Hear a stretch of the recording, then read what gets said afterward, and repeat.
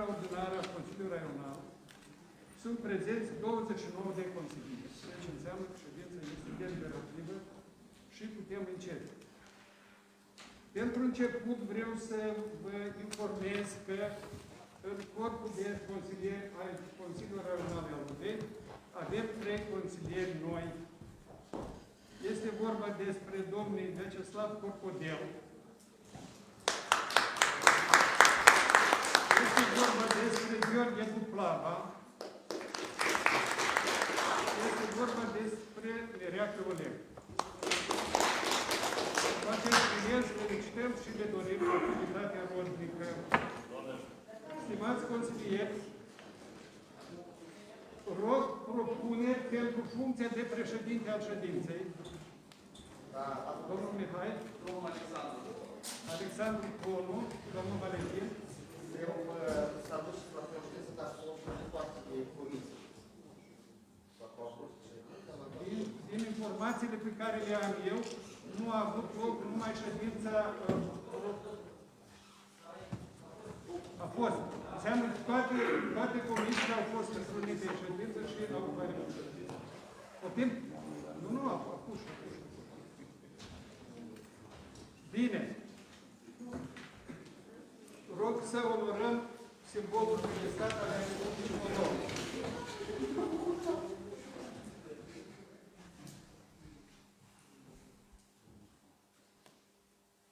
Vă mulțumesc. Vă rog să mă informați. Da, sunt 30 consilieri deja. Să mă informați dacă mai sunt și alte propuneri pentru funcția de președinte al ședinței. Nu văd.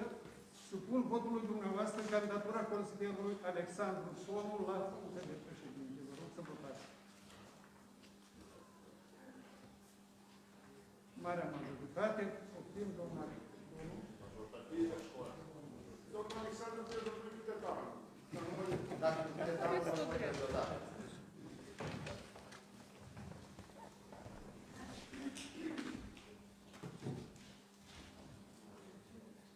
Stimați colegi, cu permisiunea dumneavoastră, o să încerc fără microfon, ținând cont de situația pandemică și o să las masca ca să ne auzim mai bine. Deși raionul Eloveni este la moment în cod galben, după cum spune domnul președinte a Comisiei Instituționale, eu o să încerc cumva să petrecem ședința cât mai rapid, să discutăm subiectele care sunt mai dureroase la început. După aceea să trecem la procedurile de vot, fiindcă în toate comisiile au fost examinate aceste subiecte, sunt discutate, majoritatea din ele au fost supuse dezbaterilor publice, respectiv aș avea rugămintea ca să trecem rapid între ei. Pentru început, dacă aveți toți materialele, suplimentar a apărut proiectul 25 pe o foaie și mai este o analiză suplimentară la proiectul 21. Dacă le aveți... 25 aveți toți consilierii? Proiectul 25, cu împuternicirea, dacă a ajuns la toți materialele. Este. La proiectul 21 este vorba despre o analiză pe 2 foi, dacă ați primit toți analiza respectivă. Nu văd probleme.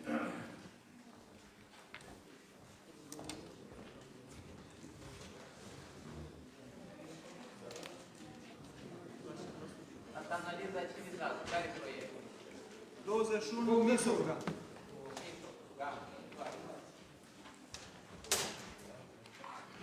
Dacă nu sunt, vă rog frumos să propuneți subiecte sau modificări ale ordinei de zi. Domnul consilier, vă rog. Bună ziua, stimați colegi. În primul rând, o observație.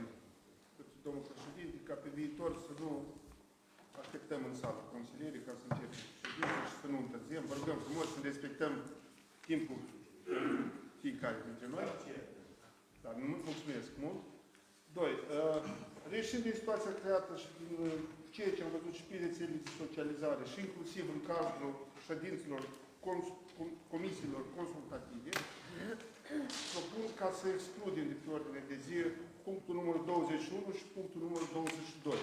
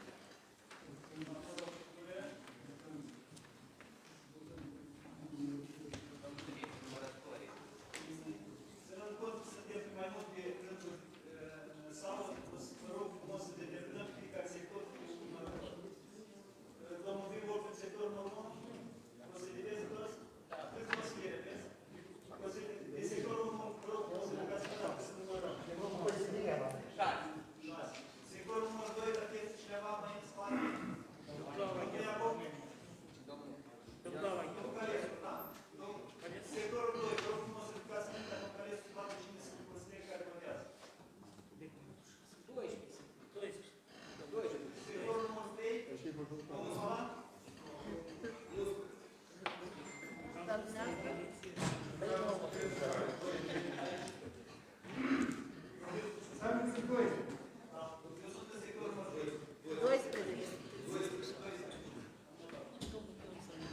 Prima propunere de modificare ordinii de zi este poate consilierului Sudaiman privind la excluderea de ordine de sectorului de zi și sunt 21 și 22. Cine este pentru excluderea acestor două subiecte de ordine de zi, vă rog frumos să votați. Sectorul numărul 1. Sectorul numărul 2. 2. 4. Sectorul numărul 3. 1. Abțineri. Majoritate. Voi duceți până la capăt. Abține. Împotrivă? Nu sunt. Abțineri. Abțineri, vă rog frumos, sectorul 2. Abțineri. 8. 11.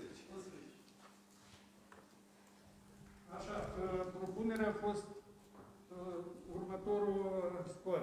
Pentru propunere 11, abțineri 19. Am înțeles? Vă mulțumim.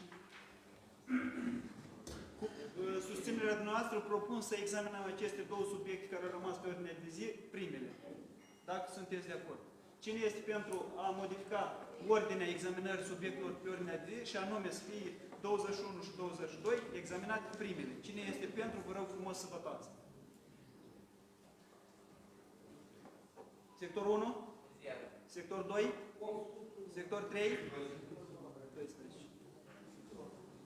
Și abțineri împotriva. Abțineri? 1. Cer scuze, 11 au fost pentru 8. Împotrivă. Împotrivă la examinarea primului. Am înțeles. 6 plus 4.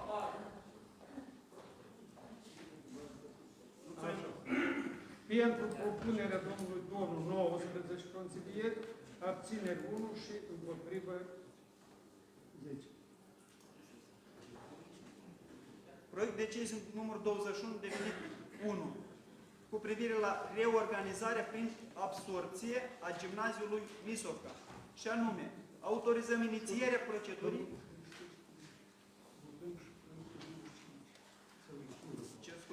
până la procederea la examinarea proiectelor pe ordine de zi. Vă rog frumos să țineți inițiativa domnului președinte de a introduce suplimentar punctul numărul 25 cu privire la împuternicirea președintelui de a semna cu Ministerul Finanțelor modificarea unui contract de împrumut. Cine este pentru includerea suplimentară a proiectului 25, vă rog frumos să votați. Sectorul 1? 2. Sector 2? Sector 3? Abțineri? 1 sector. Sector 3, 0. Împotrivă? A fost introdus 22 pentru, da. A fost introdus proiectul 25. Începem examinarea proiectelor decizii pe ordine de zi. Se autorizează inițierea procedurii de reorganizare prin fuziune, absorție a instituției publice de învățământ Gimnaziul Misovca și instituția publică de învățământ Gimnaziul Gangura, persoană juridică absorbantă. Aveți nota informativă, nota de fundamentare, precum și informație privind deficitul de buget în gimnaziile Misovca și Gangura pentru anul 2022. Informații suplimentare. Numărul total de elevi la Misovca 51, numărul total de elevi la Gangura 130. Deficitul la salarii pentru Misovca 1.340.000 lei, pentru Gangura 339.000 lei. La fiecare elev,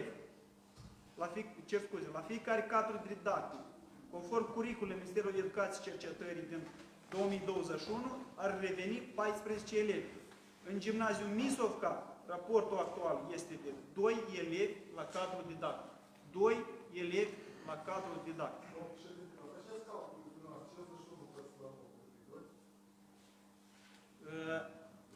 clasele profesori în gimnaziul Misovca, total sunt 9 profesori, dintre care la clasele primare sunt 4 și un pensionar.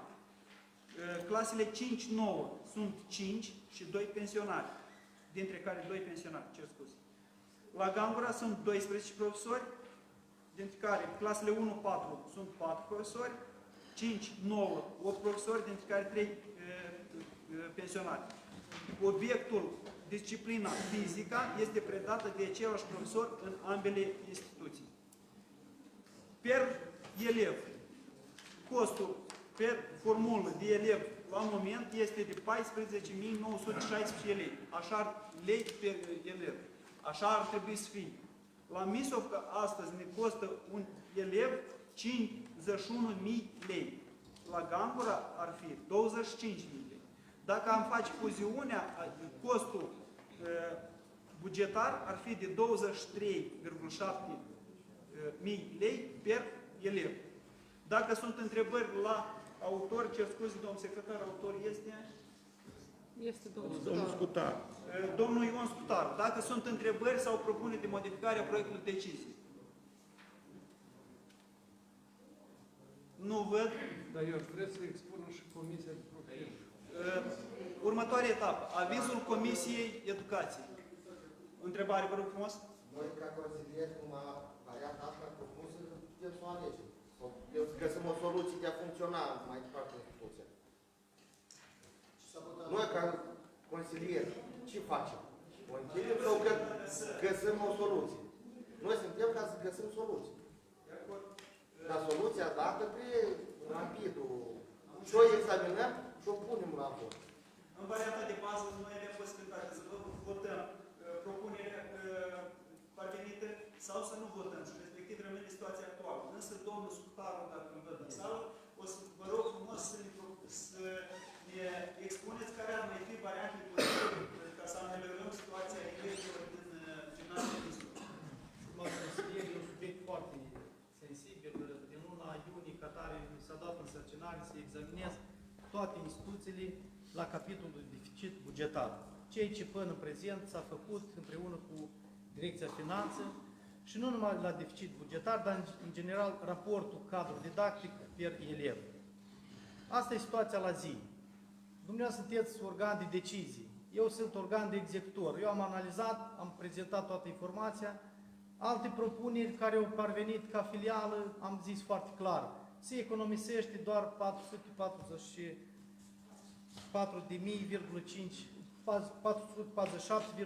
mii lei. Dacă acolo se reduce 3,75 unități de conducere. Atât, ca filială. Problema e alta, e un pic mai complicată, numărul de copii.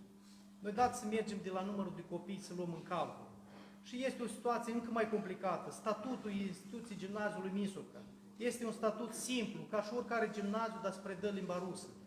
Lucru care nu s-a ocupat nimeni de acest sector. Să-i dea statutul de instituție al Olimpii, să aibă alte beneficii de la stat. Eu prezint informația la zi. Asta mi s-a zis, asta eu am făcut, deja dumneavoastră decideți. Varianta optimă care să economisească și deficitul de buget și deficitul de cadru per elev este prin fuziune. Dacă vedeți alte propuneri mai bune decât acestea, eu chiar sunt pentru ca să o iau în calcul și să o implementăm. Pentru că după asta, după decizia care o să fie aprobată sau dacă se aprobă, cel mai mult de lucru avem noi ca Direcție Generală Educație. Pentru că este profesori în instituție, sunt copii în instituție, trebuie formări, trebuie un șir de activități îndelungate ca să asigurăm un proces de calitate atât cadrului didactic, dar mai ales elevului. Dacă sunt întrebări, eu chiar vă rog foarte mult să fie întrebări, pentru că e un subiect foarte sensibil, mai ales că e etnie rusă, bulgar, găgăuză, sunt multe etnii acolo. Eu nu vreau să fiu situație de conflict. Și vă rog foarte mult, haideți să ne axăm pe situație, nu pe persoane, pentru că în presă mai mult s-a vorbit de alte lucruri, dar nu de ceea ce este adevărat. Asta este informația concretă, la zi, adevărată. Dacă sunt întrebări, poftim. Bine, dar consilierii pot să vorbească.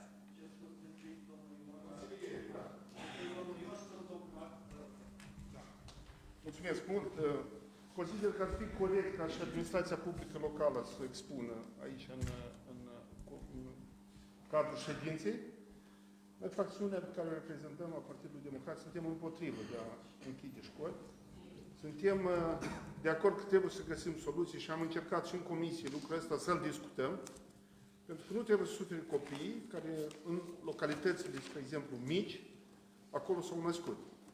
Și să dăm anumite priorități la alți copii. Și ceea ce spune domnul Scutar atunci când spune că voi decideți. Da, eu ușor a spune la un funcționar că voi decideți. De asta propun ca să ne asumăm foarte bine, să analizăm decizia respectivă, în așa fel ca să nu sufere și din punct de vedere social, și psihologic, și alte suferințe, atât copiii, cât profesorii, părinții și, în general, cetățenii raionului Ialoveni. Mulțumesc! Domnul primar? Da, bună ziua la toți! Eu, după comisie de azi, care a avut loc în comisie de specialitate, după discuții, vreau să spun în primul rând că acolo nu a fost luat un aviz pozitiv în comisie, ceea ce vreau să felicit consilierii că au înțeles rugăciunea părinților sau ce s-a discutat, dar vreau să vin una. Din păcate, analiza care este ea nu are drept scop ca să urmărească beneficiul cetățeanului sau copilului de rând. Fiindcă nici până la momentul de față, și aș vrea să dau o întrebare exclusiv domnului șef de la Direcția Educație. Știi dumnealui câți copii vor pleca în gimnaziul Granvăra? Cred că nu știi, dar din informația care le avem noi, din 51 de copii, vor pleca în jur de 20 și ceva de copii acolo. Practic asta nu este o rezolvare a problemei care este. A doua întrebare. Nici până la moment, niciun cadru didactic de la ședința care este, nu cunoaște unde o să lucreze mai departe, care este soarta lui. Deci noi o să ne trezim în final cu 30 de familii care vor pleca din localitate, vor migra cu cadre didactice care vor pleca și vor forma și vor crește numărul persoanelor care pleacă, cum au spus, la ședință în Germania, la muncă ocazională în Italia și pe final ne vom trezi cu încă o localitate distrusă și o să vedem peste câteva vreme la TV că încă o localitate unde casele au rămas părăsite din cauza că a fost închis singura instituție din localitate.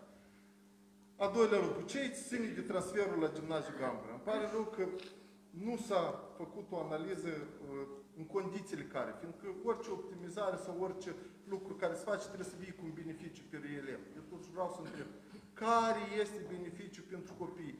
O să aibă condiții mai bune de învățământ? Nu cred. O să aibă alte posibilități, poate pentru dezvoltarea procesului educațional? Nu cred.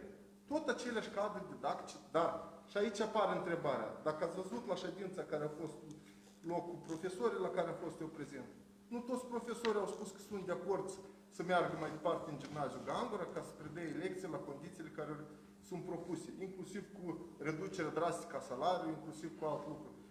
A doilea lucru, ce ține de pregătirea, spunem așa, infrastructurală. În proiectul deciziei, un cuvânt nu am văzut că Consiliul Raional își asumă cheltuielile ce ține de reparații, ce ține cheltuielile de optimizare personală, ce ține de instruire, ce ține de transport. Nu este prevăzut în decizie. Eu știu un lucru. Dacă noi vrem să facem ceva pentru elevii, da, este un deficit mare, da, recunosc. Păi haideți să vedem ce are de câștigat cetățeanul, sau ce are de câștigat omul rând. Că o să economisească 1 milion de lei, dar o să pierdem câteva familii. Eu nu cred că asta e un beneficiu pentru noi toți.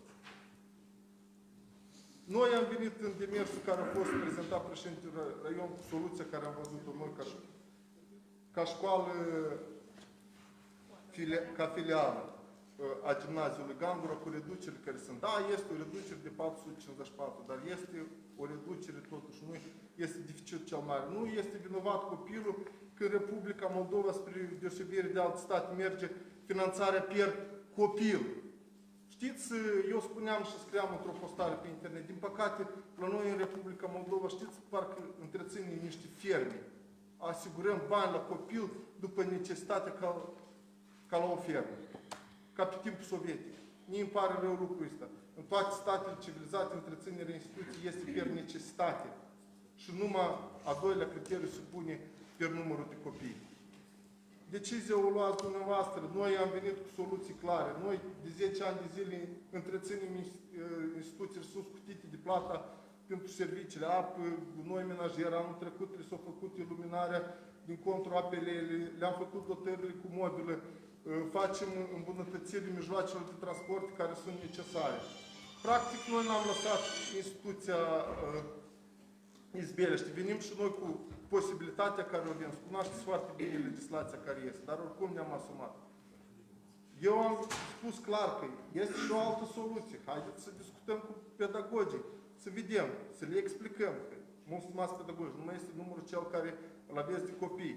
Haideți să facem o reducere și a dumneavoastră din salariu, fie 25%, care iar ar aduce o economie de $500.000.000. Dar lucrul ăsta, nu știu de ce se face, am impresia că se dorește pur și simplu problema rezolvată, o durere de cap mai puțin. Ce rămâne cu instituția care... Și iată un lucru, eu vreau să Consiliul Raional să știe că totuși este și o problemă, o micuță problemă infrastructurală. Nici până la moment de față nu am văzut care este soarta clădirii date în clădirea, dată valorează câteva milioane. Este o clădire cu 2 etaje cu suprafață mare, unde este cu o cantină modernizată de un fond de investiții german pro-umanitar. Și iată și investitorilor trebuie să le spunem, care au votat bucătăria și cantina. Unde ce se va alege cu investițiilor, care are sală sportivă, care au auditorie. A doilea lucru, ce este, nici până la momentul de față ar fi bine să ne gândim. Este programat în bugetul ăsta și chiar vreau consilierii să întrebe, este programat cheltuielile adăugătoare pentru transportul elevilor? Sau nu este? Sau o să ne trezim cum ne-am trezit săptămâna viitoare când s-a deteriorat autobusul care transportă copiii și eu am sunat la Consiliul Raional și am spus, domnul primar, hai anul ăsta rezolvați până la urmă, la anul o să vedem și iarăși administrația publică locală, evacuator, iarăși reparații, iarăși toate lucrurile astea. Haideți să vedem toate întrebările astea pe ansamblu. Scot masca de permisiunea noastră. Știți că data trecută la ședință eu am propus ca să nu votăm pentru lucrul acesta și m-am expus că este o problemă mare atunci când se închide o instituție de învățământ. Pentru că la mijloc, dacă împărți stă politicul, așa și nu știu cine, în mijloc stau totuși părinții, profesorii și elevii. Dar cel mai complicat este pentru elevul care nu cunoaște și nu știe cu el sau cu profesorul care lucrează în instituție. Deci eu astăzi m-am abținut, nu am fost împotrivă, dar m-am abținut ca să votăm excluderea de pe ordinea de zi, am să justific. Dacă nu se încurca politic cu educația, noi astăzi nu aveam nicio problemă de genul acesta. Pur și simplu noi lăsăm moștenirea an de an, o putere pleacă, lasă moștenire niște probleme care nu s-au soluționat. Pierde cine? Elevul. Iarăși, noi acum o să decidem nu știu ce. Am fost pentru rămânerea în ordine de zi. De ce? Pentru că, în cazul acesta, este obligat Consiliul Raional și noi am propus la comisie ca să fie adăugat un punctișor la acest proiect de decizie, cu Consiliul Raional, cum am formulat acolo, se obligă, cum era scris acolo? A pregăti, deci ce ține de infrastructură, de resurse umane și așa mai departe, se obligă să monitorizeze și să contribuie la soluționarea problemelor acestea. De ce? În cazul dacă noi mergem totuși să dăm curs acestui proiect de decizie, Direcția de Învățământ își asumă o mare responsabilitate să facă un audit, pentru că s-au făcut încălcări conform legislației. Instituția care are statut de instituție cu predare în limbă română, nici de cum nu poate preda în limba rusă. Instituția care vrea să absoarbă copiii din alte instituții, trebuie să meargă cu modificări la statutul instituției date, să capete statut fie de instituție cu predare bilingvă sau alolingvă. Deci aceasta ar fi. Și eu cred că doar dacă noi vom vota susținerea inițierii procedurii, la care propun să revenim totuși în luna mai, la ședința din mai, să se facă un raport minuțios care au fost acțiunile întreprinse de Direcția de Învățământ și încă o dată accentuez ce am spus și data trecută și nu am obținut acum. Protocolate fiecare acțiune care se întreprinde ședință cu profesorii, ședință cu părinții, ședință cu elevii, protocolat, fiecare profesor, Ghețiu, Adelina, merge spre dăie în Bugoi sau nu știu unde. Adică niște lucruri concrete. Protocoala ședințelor cu administrația publică locală, că într-adevăr este și un bun imobil, care este la un nivel foarte bun, așa, și ar trebui să știi ce se întâmplă, că noi știm, suntem realiști. Cum s-a schimbat statutul, totul se fură. Eu zic direct. Rămân pereții și pereții se dărâmă. Deci ca să dăm curs într-adevăr a unei evaluări constructive la ceea ce urmează să se întâmple și să vedem care ar fi real soluția. Da, nu vreau să închid. Iată, mie, de exemplu, să-mi dă acum să îngrijesc 10 copii. Eu vreau. Dar cine îmi dă bani? Eu cu salariul meu nu pot să-mi permit ca să mai îngrijesc 10 copii lângă mine 3. Înseamnă că trebuie să am acoperirea financiară de undeva. Iată, aceasta trebuie să vină până în luna mai. Dacă, de exemplu, primăria își asumă responsabilitatea să susțină financiar, trebuie să vină dumnealui cu decizia Consiliului Local. Pentru că dumnealui nu pot să iei un sfanț din banii din bugetul local, corect? Iată, chestiile acestea ar trebui să urmeze și nu exclud faptul ca să ajungem la altă soluție în luna mai. Eu nu exclud faptul. Dacă se vor găsi niște soluții constructive pentru toată lumea. Să se aducă în ordine cadrul legal a gimnaziului Misovca, cadrul legal a gimnaziului Gangura și deja toate acțiunile acestea care trebuie să întreprinse. Deci noi am propus în comisie să fie completată proiectul de decizii cu următoarea da. La punctul 2. Enunțați-vă, rog. Consiliul Regional al Prudenței obligă pregătirii sălile de clasă pentru 7-8-9, 3 săli de clasă până la 15 luna 08. Și cu susținerea, respectiv cu susținerea Doamna financiară. Adelina, s-a Da. discutat și Acum, stabilit, în cer scuze că intervin, și despre transportul care se fie asupra Consiliului Regional. și transport. Păi respectiv trebuie de văzut de ce transportul este la balanța primăriei, pentru că primăria nu are dreptul să dea bani pentru transportarea elevilor, pentru că în statutul administrațiilor publice și locale asta este specificat. Deci trebuie ridicat deciziile precedente și de văzut de ce autobusul școlar a ajuns în gestiunea primăriei, dacă ele, din cât mi-aduc eu aminte că eram în învățământ atunci, când s-au direcționat transporturile acestea școlare, s-au direcționat către 1. Fie instituția de învățământ, 2. Fie Direcție Generală Educație sau organ local de specialitate în domeniul învățământului. Aceste două opțiuni au fost. N-a fost opțiunea a treia. Deci trebuie o analiză minuțioasă. Ce s-a întâmplat? Pentru că dumneavoastră, într-adevăr, nu puteți întreține acest autobuz. Dar nu îl întrețin toți ani.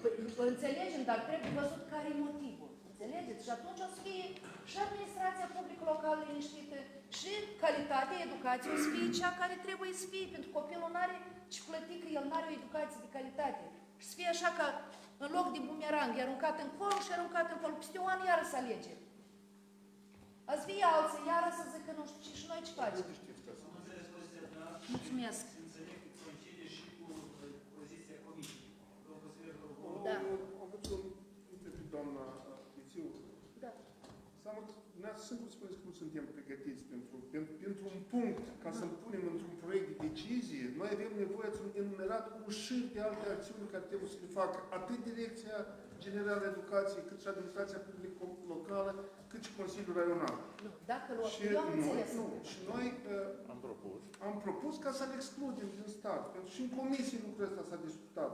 Și la Comisia Educație avizul este practic negativ. Și în alte comisii.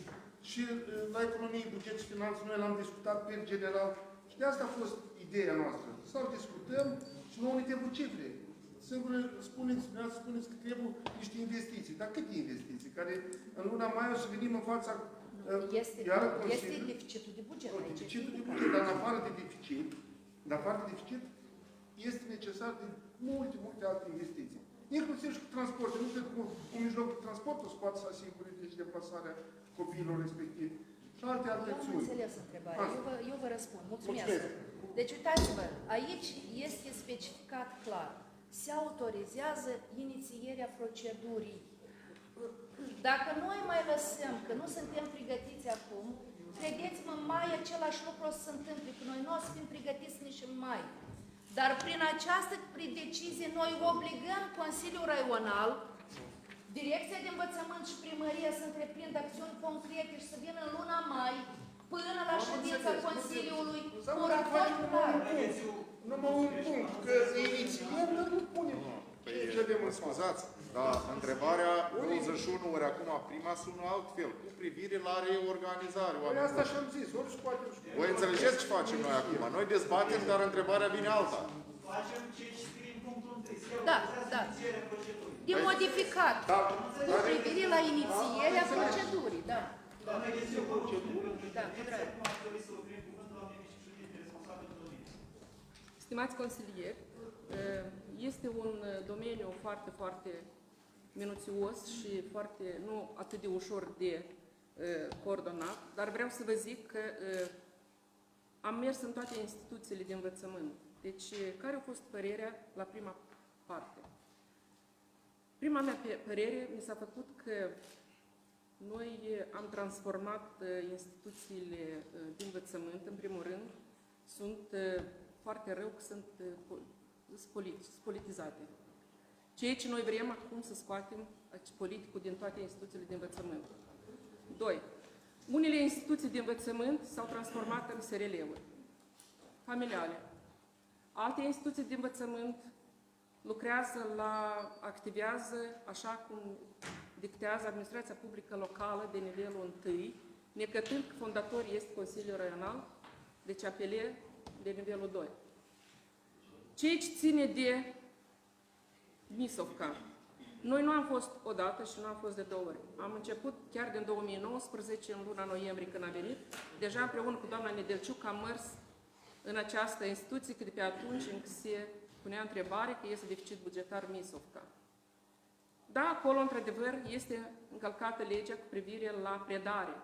Acolo pe ușă scrie Dobro Pojalovat, ceea ce noi avem o instituție care trebuie să predea în limba română. Domnul director nu a făcut nicio reacție la această chestie. Am mers de mai multe ori în timpul orelor. Deci clasa a doua, 3 copii, fac lecții împreună cu 7 copii de clasa 8-a. Cum poți face lecții clasa 2-a, clasa 7-a? Același profesor.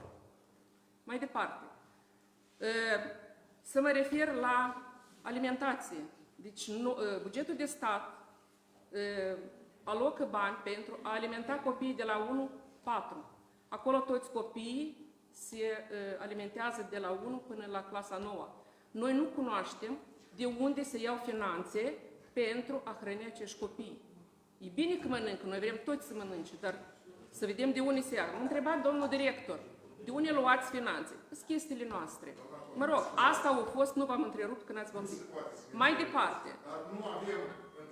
Eu nu v-am întrebat. Vreau să mă refer la toate instituțiile și îmi pare foarte rău atunci că instituția activează a 2-lea an fără autorizația sănătății publice. Nu le-au dat autorizație pentru a funcționa. Mai departe, referitor la licee. Noi mergem și la licee, suntem cei mai răi că avem 15 licee. Mai departe, noi avem licee unde sunt clase cu suflete moarte, numai ca să deschidem. Clasa 12 sunt 4 elevi în clasa 12, unde mergem și clasa 10 nu este la lecție. Noi avem foarte mari probleme la învățământ, dar asta s-a făcut politic și ceea ce trebuie de scos politicul și de activat așa noi am deschis locuri de muncă pentru angajați, dar calitatea predării și a copiilor nu luăm în calcul. Asta este. Deficitul bugetar care este, tot dumneavoastră o să veniți cu demersuri ca să dăm și să vedem de unde luăm deficitul bugetar. Cadrele didactice au activat din luna iunie până noiembrie fără salariu. Când am întrebat cum ați activat, treaba noastră. Asta este. Și îmi pare foarte bine că domnul primar până la urmă a spus așa.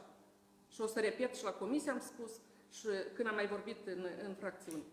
Domnul primar s-a exprimat așa, dacă eu închid Misov, ca eu să mai fiu ales data viitoare în funcție de primar, asta a fost politicul și este la ziua de astăzi în învățământ. Politica ați făcut că în fracțiune ați vorbit.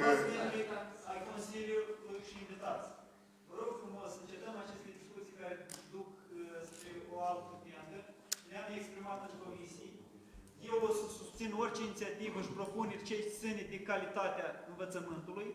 Cifrele care s-au discutat au fost pe economie și pe deficitul care este creat în aceste instituții de învățământ, însă nu s-a discutat practic deloc de calitatea învățământului. Când învață clasa a 2, elevul de clasa a 4. Dacă puteți explica cum poate să aibă loc, ce calitate are învățământul desfășurat în aceste instituții, o să trecem la subiectul următor. Primul care a vrut să intervină a fost domnul consilier Bine. Da, domnul subiect, stimați consilieri, în urma deciziei respective, eu cred că dacă o să fie ținut, noi să evacuăm, dacă poate fi așa mai popular, acești 73 de persoane din această instituție, pentru că noi avem 51 de copii, de elevi, plus 22 de angajați, inclusiv profesori, respectiv acești oameni, mulți dintre dânsii, dacă vorbim de pedagogi, jumătate, după câte m-am informat, vor rămâne deci, mai departe fără un loc de muncă. Totodată copiii ăștia care sunt elevi, învață în această instituție, ei de mulți ani au și o tradiție, au și un obicei, chiar dacă la lor limbi, sunt și ucraineni, sunt și ruși, așa mai departe. Deci eu cred că aici se poate de găsit un consens și rog ca colegii, când se va lua această decizie, să țină cont și de variantele care au fost propuse următoare. Pentru că este varianta 1, care se votează Consiliul, să închide instituția, nu-i clar, edificiul rămâne, care s-a vorbit de 2 milioane, el valorează mult mai mult decât 2 milioane, pentru că acolo sunt investiții, este gazificare, acolo sunt și anumite fonduri externe care au fost centralizate în această instituție, plus ca să întreții astfel de edificiu, la fel va fi necesar niște surse financiare, pentru că acolo trebuie o pază, trebuie edificiul să-l încălzești, pentru că altfel îl deteriorezi de 10 ani, deci creșterile la pierdere o să fie mult mai mari. Ce ține de calitate, ați vorbit aici că sunt doar 5 elevi, 6, este o clasă de 10 elevi. Eu cred că calitatea se poate de făcut, pentru că atunci când pedagogul lucrează cu un număr mai mic de elevi, atenția poate fi mai deosebit față de copii. Noi dacă ne venim în centru raional și vedem că avem clasă de 30, de 35 de elevi, atunci cum putem noi să organizăm copiii ăștia? Toți îi centralizăm, haideți unde mai mult, cu atât mai bine. Dar atenția la pedagogi față de dânsi, eu nu știu cum e poate să rămână. Plus, varianta 2 acolo arată clar că în cazul dacă mergem pe varianta la filială, noi reducem aproximativ 1,5 milion de lei. Eu cred că este tot o abordare normală și constructivă. Noi în comisia respectivă, care fac parte, noi am convenit unanim că dacă totuși se insistă pe această variantă, să mergem la varianta să rămână ca filială. Acolo nu va fi director, nu va fi vicedirector, alte unități care trebuie să fie și va fi ca o filială, dar copiii trebuie să rămână în această școală. Noi nu avem dreptul moral să votăm, pentru că noi am deschis această școală și trebuie să o închidem. Dar și ține de finanțe, deficit, acolo sunt în argumentarea direcției de învățământ, precum s-au majorat prețurile la gaze naturale, energie electrică și așa mai departe. Păi de asta în toată țara s-au majorat. Pentru asta noi trebuie să ne gândim, să aducem surse financiare, să compensăm, dar nu să închidem. Pentru acelea 51 de copii, asta sunt 2 microbuze sau 2 autobuze, asta nu e unul. El trebuie să vină din Alexandru, că trebuie să vină din Facă, deci o tură nu reușești, trebuie 2 unități. Ele costă, trebuie șofer, trebuie combustibil, trebuie reparații, iar și va veni o anumită sumă de bani. Până la urmă, cu ce o să ne trezim? Așa că eu rog colegii, în varianta în cel mai rău caz, varianta de compromis ca filială, dacă totuși se insistă. Mulțumesc. Da. Eu direct la vicepreședintele de învățământ. Dumneavoastră ați citit mai multe nereguli. Și am o întrebare directă. Ce ați întreprins pentru măsurile date? Că altfel o clasificăm și noi ca politici. Neregulile care le-ați depistat, ce ați întreprins sau dacă ați protocolat neregulile date? Asta a fost.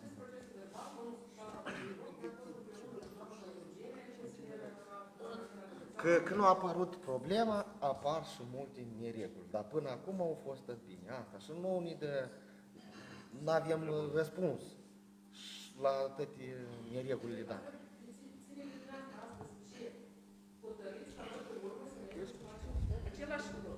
Pentru transport, în fiecare an s-a dat câte 200.000 de lei pentru întreținerea transportului, pentru transportarea elevilor. La Misovca s-a dat.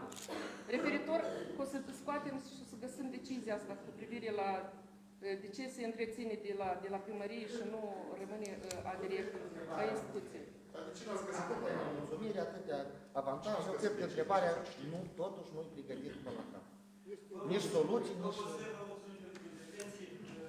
Din ce am notat, un proiect de decizie propus inițial, cei strâni de amenajare de 3 clase bune, doamnă Adriana, se poate de inclus în punctul 3, care este completarea instituției absorbante cu cadre și materiale didactice necesare, nu văd cei strâni de transportul elevilor. Aș propune, domnul secretar, Dar care e suma pentru completare? Cum luăm o decizie fără să știm buget pentru asta?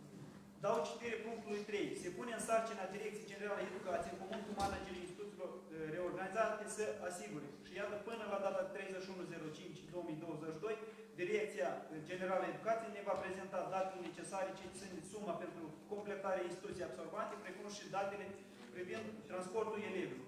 Voi supune votului primul proiect de modificare a proiectului decizie numărul 21 și anume includerea cheltuielilor de transport a elevilor, ca Direcția Generală de Educație ne prezinte un raport până la data de 31.05. Cine este pentru introducerea la așa? La următoarea ședință. Domnul președinte știe cum să eu La următoarea până la următoarea ședință. Am zis următoarea ședință, eu n-am Ce zis scuze, eu am notat greșit. Cum o Până întrebare? la ședința următoare. Domnul președinte, dar asta e foarte... Ce-i transportați de la 10.01.2021? Noi nu mai transportăm, nu mai luăm nicio cheltuială. Doamna Adelina, clar.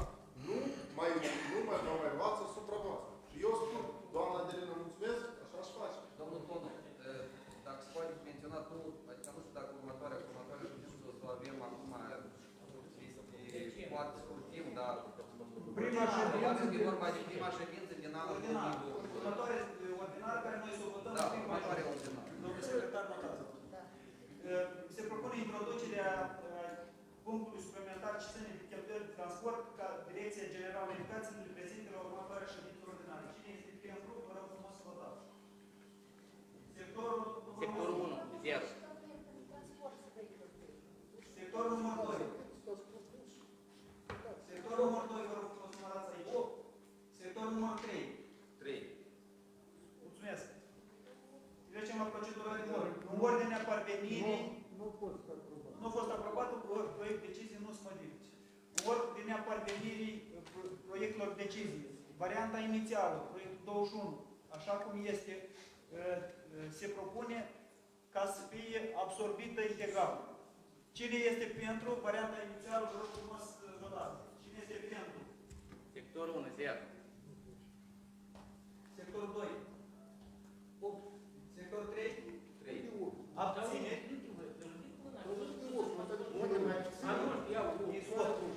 Aici sunt centru SWOT 6 și 2 și 4. Deci SWOT. Abțineri. Abțineri, vă rog frumos. Cine se abține? Sectorul 2, 0. Sectorul 3?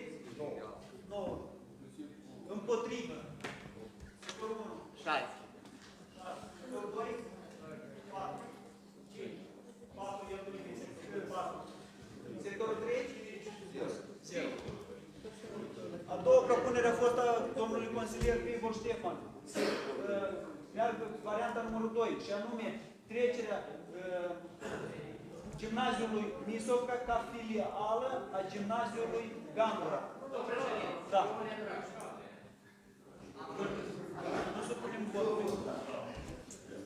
Ținând cont de cele expuse, trecem la proiectul de decizie. Dați-mi voie să anunț votul. Rezultate.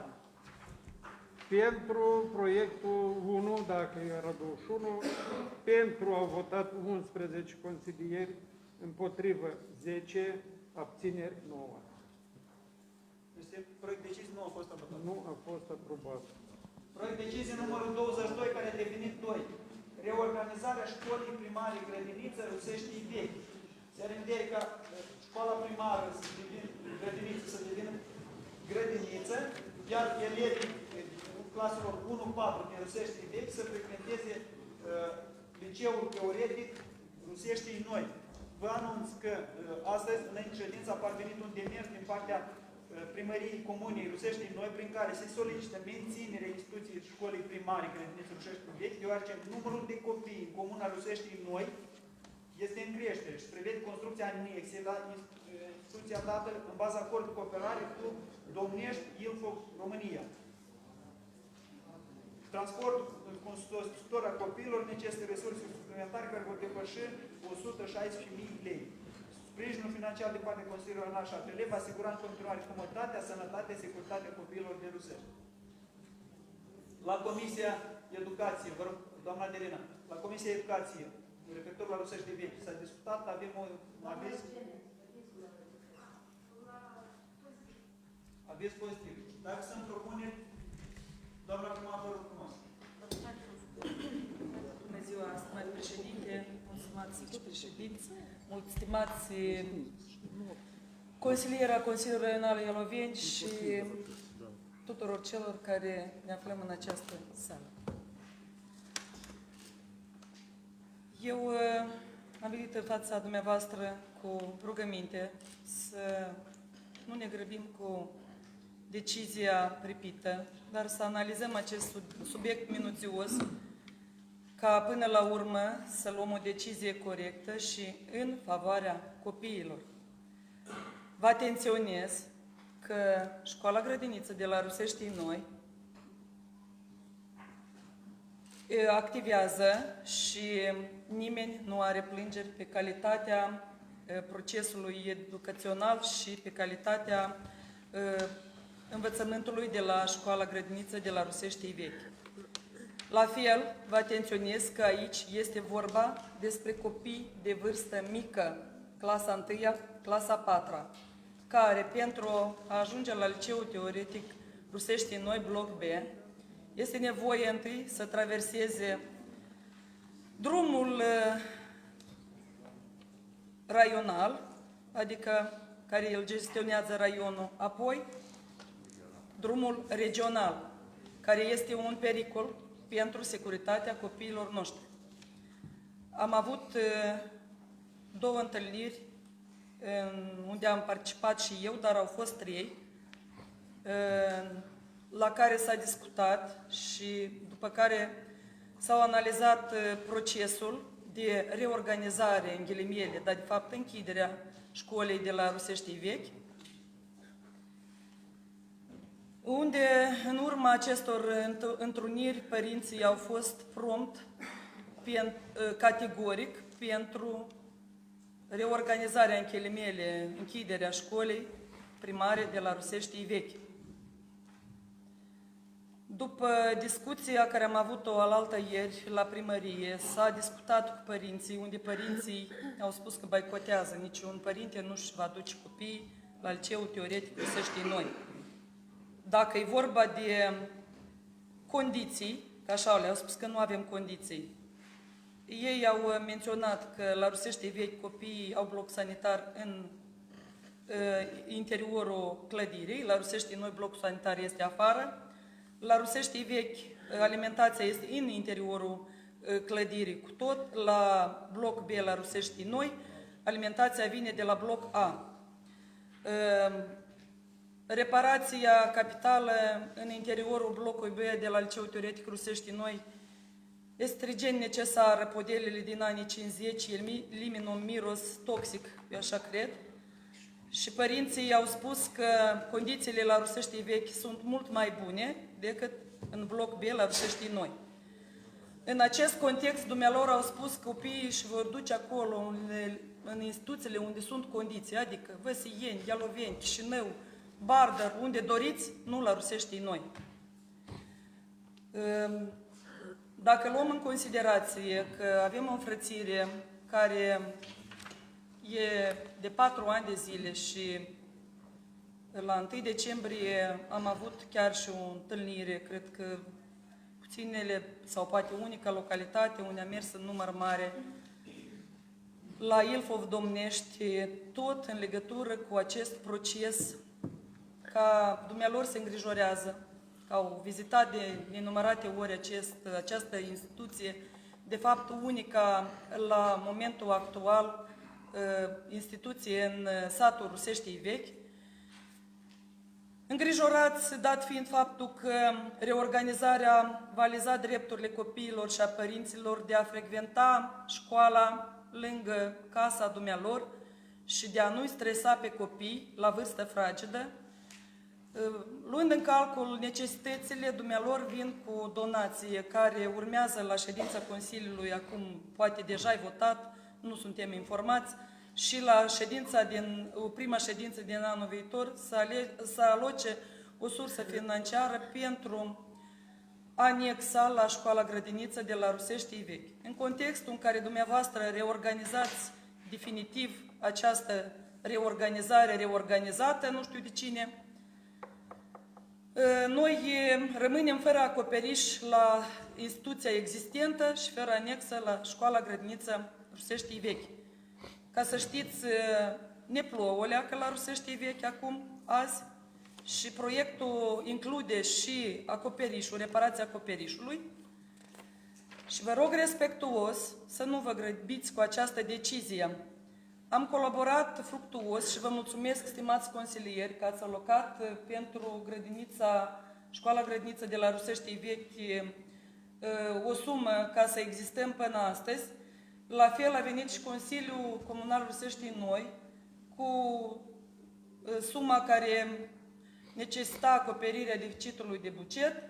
Sper în continuare ca să avem aceeași bună colaborare, da, și să menținem această instituție, pentru că deficitul astăzi este unul, să zic eu, de 116.000. Nu este așa o sumă de dureroasă pentru Consiliul Regional și cred eu pentru Consiliul Comunal Ruseștii Noi, ca să tăiem pe viu și să stresăm părinții, copiii și întreaga comună, ca pe urmă noi să ne asumăm o responsabilitate. Și Doamne ajute, vă rog frumos să luați în calcul ceea ce v-am relatat acum.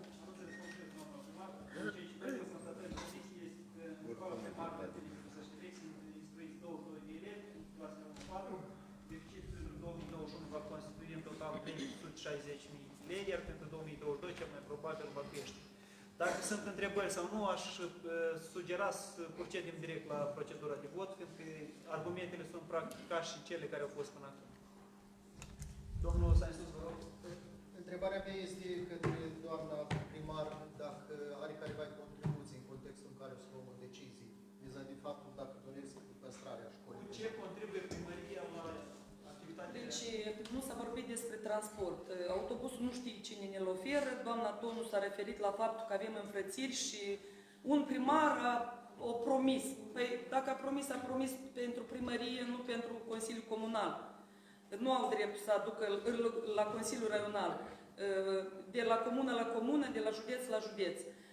Mai departe, întreținerea transportării copiilor va costa mult mai mult decât deficitul existent astăzi, pentru că se ia în calcul șoferul, benzina, reparația, însoțitorul, așa ni s-a făcut o poveste, ca așa, divisată e frumos, dar în realitate, eu știu că copiii vor circula pe jos, pe traseele care vi le-am menționat, foarte periculoase pentru securitatea copiilor.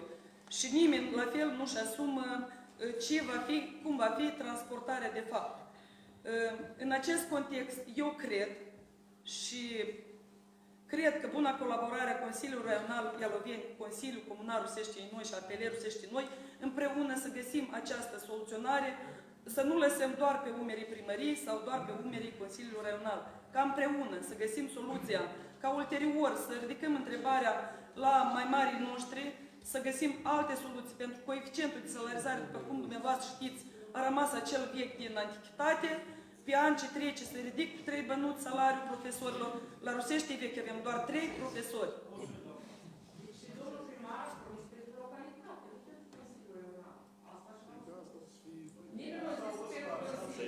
Perspectivă. Bună ziua! Eu sunt directorul la școala grădiniță Țersi Vechi și, într-adevăr, se pune accent calitate și sunt conștientă de faptul ăsta și tot timpul am tins ca să creez condiții la copiii cei din instituție. Ca să înțelegeți ceea ce facem noi acum în instituție, într-adevăr condițiile nu sunt bune. De atât că noi activăm paralel clasa 1, clasa 3, clasa 2, clasa 4. Intră copiii la ora 8 până la 12:30, lecțiile merg toate în paralel. În ajutor, în școlile unde este învățământul simultan, în luna octombrie, în anul 2019, a venit o instrucțiune cu privire la organizarea învățământului simultan. Ceea ce prevede instrucțiunea dată este ca copilul de clasa 1 vine la ora 8, face limba română, matematica aparte, vine cel de-a 3 se face educația plastică, educația fizică, simultan. Copilul de la ora 8 care a venit de clasa 1 se eliberează, se duce acasă, cel de-a 3 rămâne și face singur clasa cu 7-8 copii, matematică, limbă română. Nu e așa de complicat și este lucru că se lucrează mai ușor cu mai puțin copii și mai calitativ. Și noi de ce nu organizăm acum, din 2019 ne cere să organizăm anume după așa ora? Nu organizăm de atâta că nu avem spațiu. Am bătut în ușile la Ilfov, din 2016 mă zbat cu proiectul acesta. Când aproape văd parcă ceva, o speranță, de acum vine exprom lucru de a transfera copiii.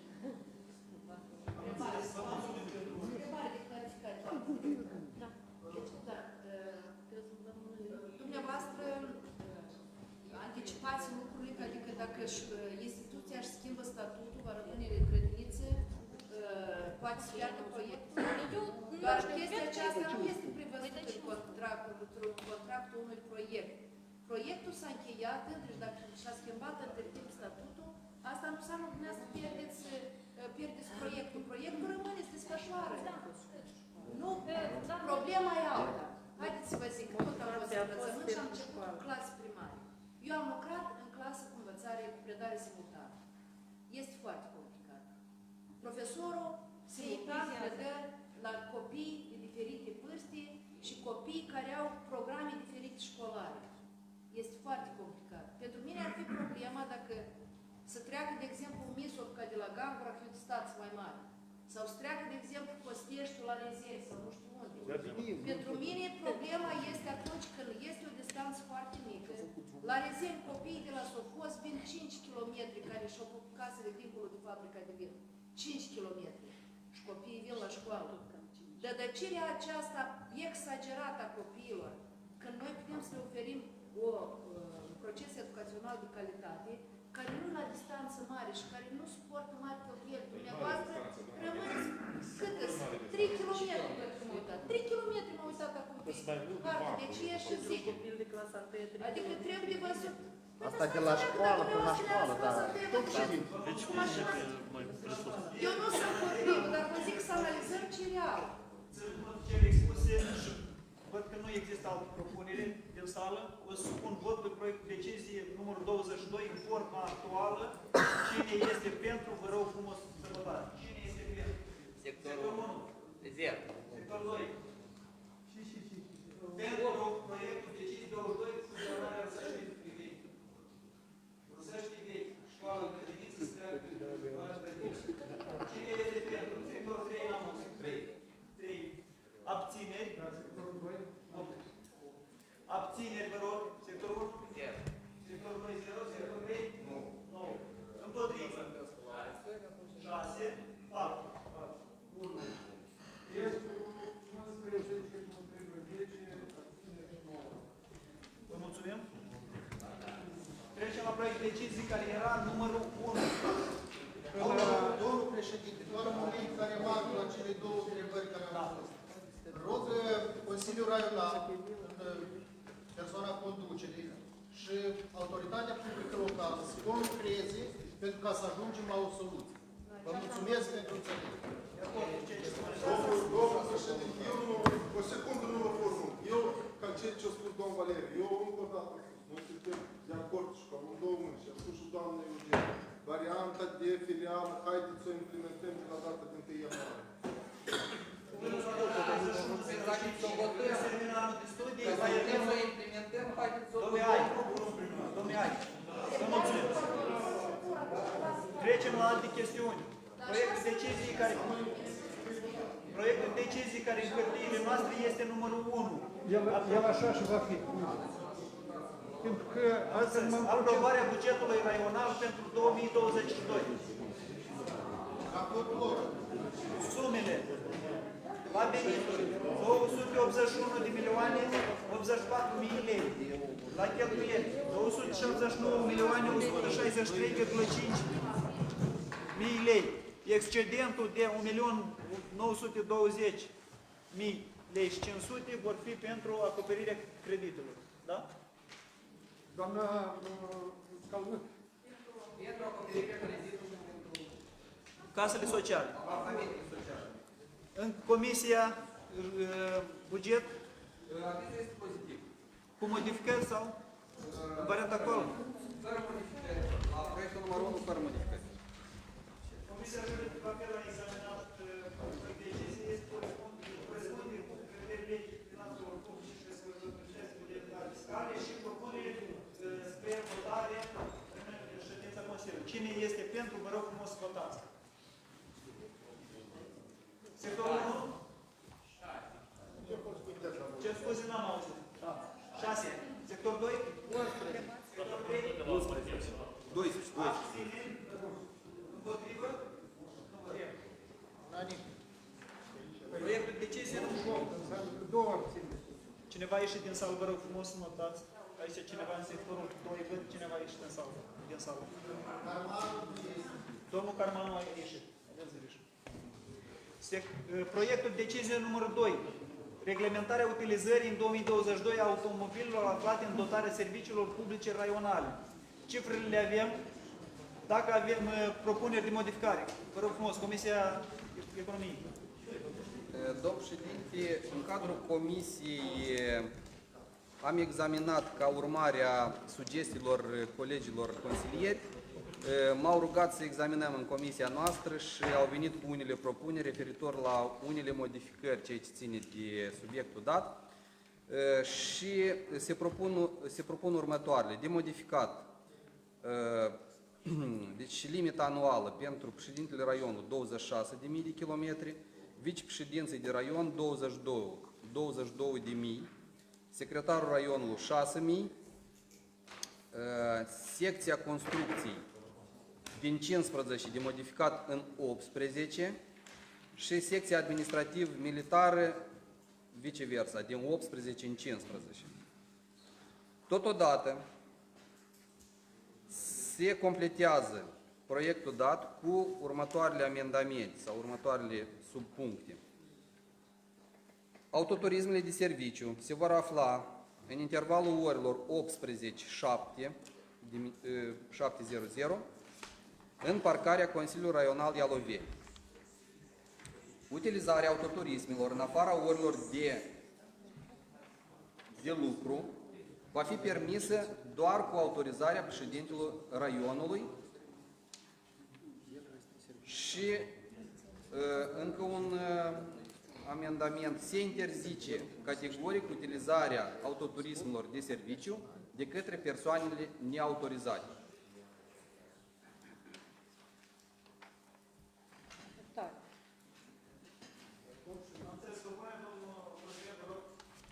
În general, la proiectul ăsta aș mai propune că începând cu anul 2022 procurăm numai mașini electrice ca să nu mai avem întrebările respective de fiecare dată pentru combustibil.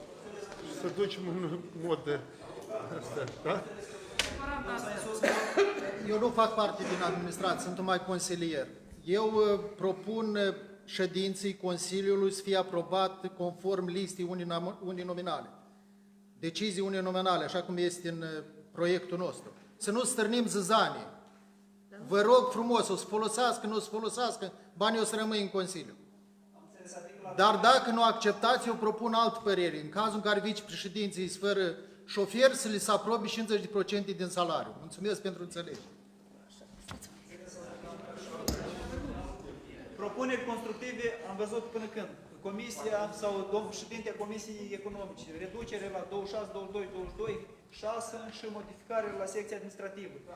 Se propune poziția domnului președinte. Stimați consilieri, Până la procedură de vot, stimați procedură de vot, domnul președinte. Spun și eu părere. Ceea ce a spus domnul Săinsus în privința că vicepreședinții îți primească adaus la salariu pentru că merg la volan, eu sunt categoric împotrivă. Și vă spun de ce. Eu nu știu, dumnealui a glumit ori nu. Și vă spun, nu de ce că eu nu șofer, nu de ce. Mașinile Consiliului Raional sunt pentru Consiliul Raional și nu pentru președinte și vicepreședinte. Toți angajații noștri trebuie să deplaseze la diferite licitații, la diferite comisii, pe localități și așa mai departe. Cum să-i trimit eu? Îi trimit eu cu mașinile noastre. Dar în cazul în care eu nu am șofer, dumneavoastră nu are șofer, dumneavoastră nu are șofer, trebuie să sui la volan după un specialist. Asta e corect? Așa că, în privința la asta, cer scuze. Am înțeles poziția noastră. Domnul președinte, dați voi să adaug și aici. Intervenție de domnul Căsăreț. Cine spune de start, așa subiect? Eu din start am spus că fiecare trebuie să aibă șofer. Poziția noastră, domnul președinte, am înțeles, primul a fost domnul Castraveț, după asta domnul vicepreședinte. Eu propun să votăm proiectul de decizie în formula care a fost avizată de la bun început. De exemplu, modificările care le propune domnul Mihai. Nu spun că sunt nebinevenite, într-o măsură oarecare. Dar, de exemplu, dacă cineva dintre vicepreședinți și alte structuri, de exemplu, mașinile de servicii le folosesc în alte scopuri, rămâne tot acele sancțiuni care, de exemplu, s-or clarifica pe urmă. Pentru și noi trebuie să introducem, o greșit cineva, să fie sancționat. Indiferent că facem noi modificările sau nu. Vă rog. La combustibil, sunt vicepreședinți, avem vicepreședinți, de pildă persoana mea vorbesc acum, care muncesc sâmbătă și duminica și au nevoie de deplasare. Avem, mă refer și la sport și nu numai. Da, de aceea, haideți să fim aici.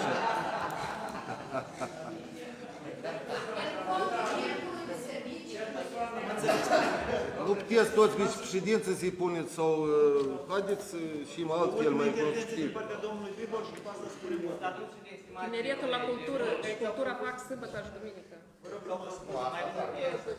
Mai multe intervenții în proiectul decizii care l-am primit la mână. Deci da, este și o neclaritate. Adică dacă la președinte este planificat 30.000 de kilometri, la alt vicepreședinte 28-24.000, deci la a treia unitate 34.000, adică depășește deja și limita la președinte Raionului, ceva nu se leagă. Adică, bine, s-a propus altă variantă, 26, 22, poftim?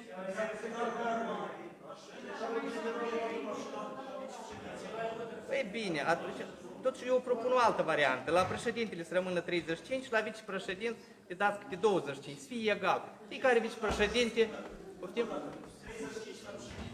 30 la președinte și la vicepreședinte 25. Să fie adică 25. Fiecare vicepreședinte are o agendă și eu nu cred că cineva leargă mai mult sau leargă mai puțin. Să facem așa și o echitate, să fie vizibil. La secția construcției se acceptă 18.000. Eu am propus data trecută, nu m-a susținut, dar văd că acum ați primit cu suplimentar.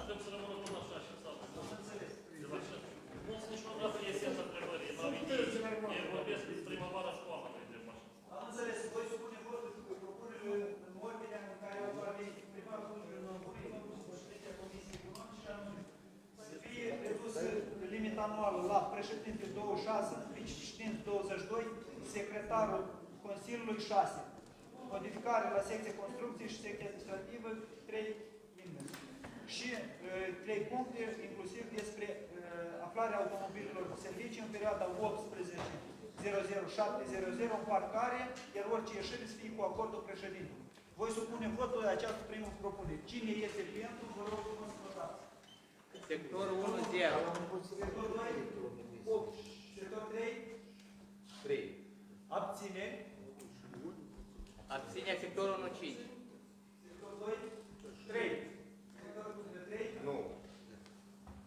Următoarea propunere a fost, domnul Castraveț, să votăm în varianta care a fost propusă inițial. Specificarea că la al treilea vicepreședinte nu sunt 34, dar sunt 24, iar la secretar 10.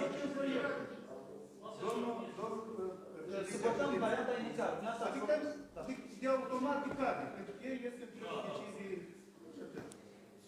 Se propune varianta de a vota proiectul de decizie numărul 2 în varianta care a fost propusă consilierilor. Cine este pentru, vă rog frumos să votați.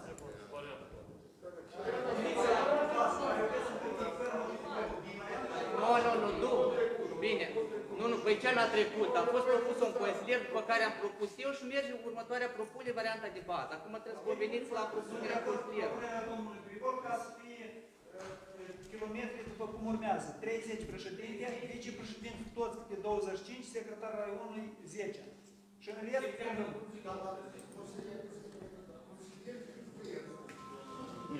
cine este pentru propunerea domnului Bivol, vă rog frumos să votați. Sector 1. 5. Sector 2.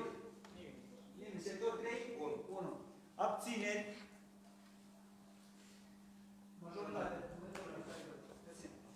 Ajungem la varianta inițială, și anume 30, 28, 24, 24, 10 și de la secția construcție 15 și la secția administrativă militară 18. Cine este pentru, vă rog frumos să votați. Varianta inițială. Cine este pentru? Sectorul 1? 0. Sectorul 2? 0.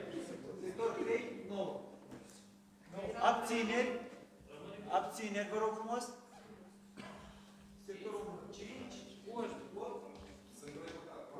Abțineri. În acest caz, domnul secretarul, până când nu este stabilit, rămâne norma de anul trecut. Punem la parcare la 1 ianuarie, la ajunge și gata. La următoare ședință, în cazul în care este necesar. Păi cum? Trebuie de ieșit cu similar cu bugetul și că dacă nu se aprobă, rămâne ceva. A 12-a parte din anul trecut se folosește în fiecare lună. Asta deja Înseamnă că acest subiect este exclus. Am înțeles. Proiect decizie numărul 3. Și anume, desemnare reprezentant Consiliul Regional în instanța de judecată. Este vorba despre doamna Antonina Câțu, care e specialist principal. Toți o cunoaștem? Cine este pentru? Vă rog frumos. Cine este pentru proiect decizie numărul 3? Unanim. Mulțumesc. Proiectul decizie numărul 4. Program de activitate. Ne întâlnim în ședințe ordinare 3 martie 2022, 2 iunie, 8 septembrie și 8 decembrie. Menționăm că ședințele extraordinare vor fi convocate la necesitate, la orice dată posibil. Cine este pentru aprobarea proiectului decizie numărul 3? Vă rog frumos să votați. 4. Unanim. Abțineri? Ce scuze? Abțineri nu sunt. Proiectul decizie numărul 5. Este vorba despre aprobarea planului de acțiuni pentru dezvoltare politicilor de tineret al raionului Eloveni. Toți le aveți pe e-mail. Are în total 20 și ceva de pagini. Comisia juridică a examinat și susținere întru totul acest proiect. Doamna Galina Petrașcu, vă mențineți în vigoare întrebarea? Întrebare, vă rog.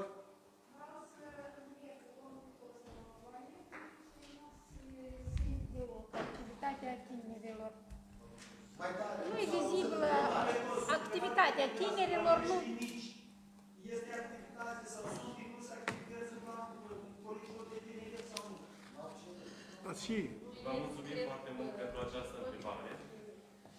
Consiliul Raional Eloveni desfășoară programe pentru toți din localitățile raionului cu vârsta cuprinsă între 14 și 35 de ani. Deci, respectiv, sunt la milești mici care pot aplica la runda de primăvară de granturi pentru tineri să obțină până la 13.000 de lei pentru a face un proiectel în comunitate. De asemenea, avem runda de toamnă de granturi pentru tineri și mai avem și a 3-a rundă de granturi pentru tineri antreprenori. Cred eu că este misiunea noastră a tuturor să sporim și să stimulăm activismul civic al tineretului.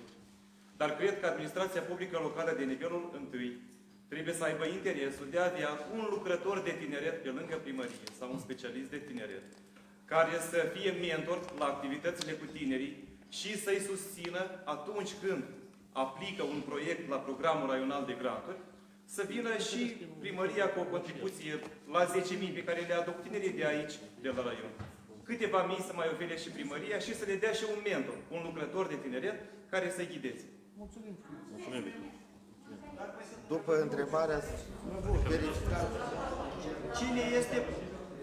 Cine este pentru avizare, pentru proiectul numărul 5, anume aprobarea strategiei în domeniul tineretului? Vă rog frumos să votați. În întregime. Cine este pentru? Vă rog frumos. Abține? Împotrivă? Nu văd. Proiect decizie numărul 6. Casarea unor mijloace fixe.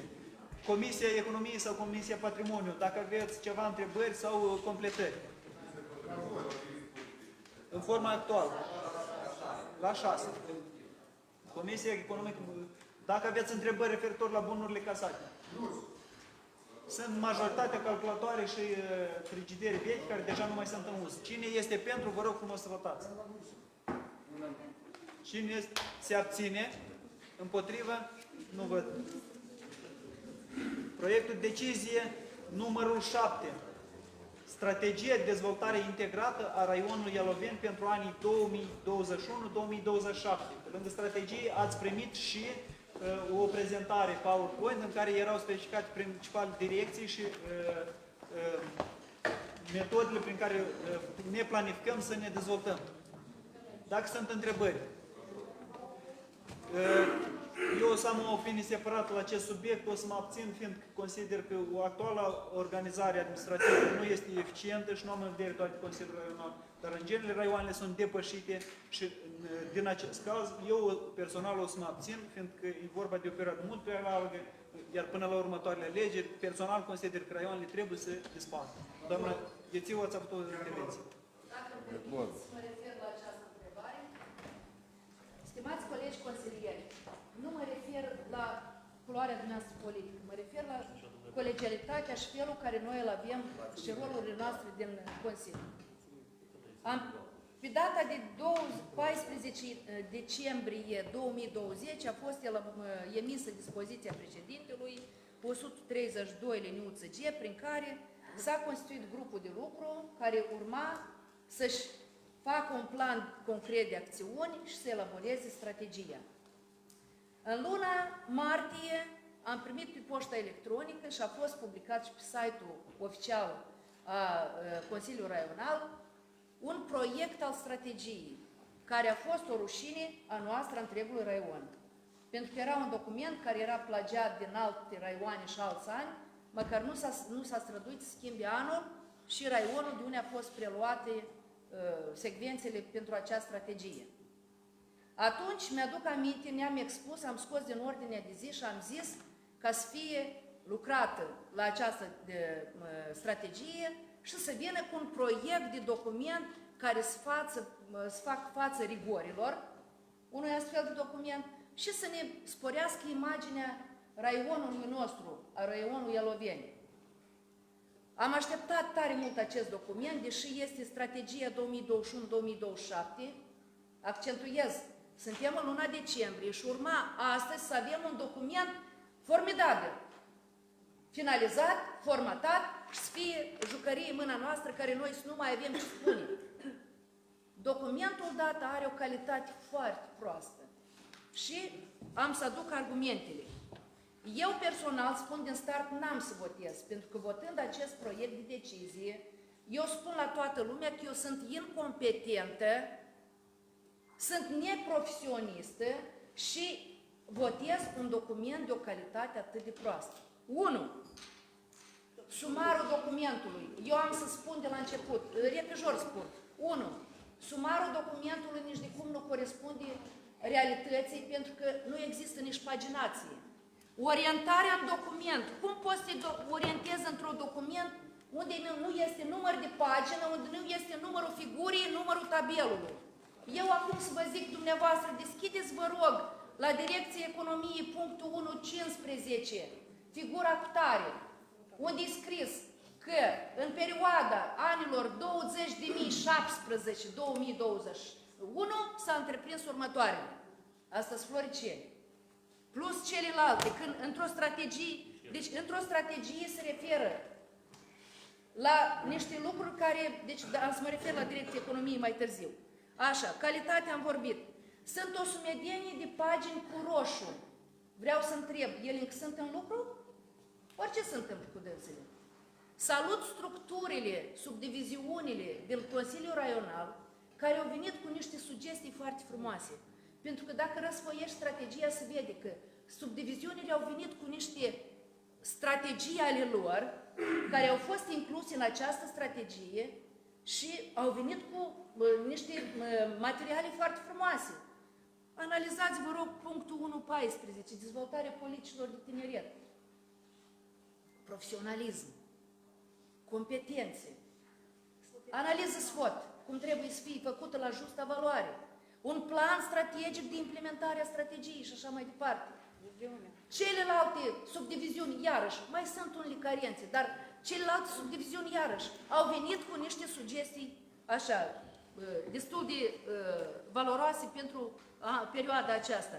Direcția Economiei, deschid la punctul 1.15. Se face o analiză pentru perioada 2017-2019. Sunt tabele unde 2020 nu este nici o cifră. Mă gândesc și 2020 nu a existat în raionul Eloveni, ori au fost scos de pe hartă, ori ce s-a întâmplat cu dânsul. Plus greșeli și alte lucruri. Analiza SWOT.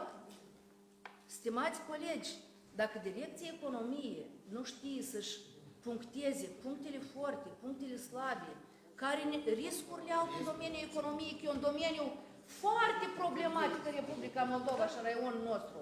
Nu mai spun că nici oportunități n-au văzut. 3 puncte acolo, 3 puncte acolo, 3 puncte acolo. Mai departe, nu, trebuie de spus că altfel n-a să înțeleagă. Că asta am spus-o atunci, în martie. Și ultima zic, planul strategic de implementare a strategiei, planul operațional de implementare a strategiei. N-am văzut responsabil, n-am văzut perioade, deși am văzut acele subdiviziuni.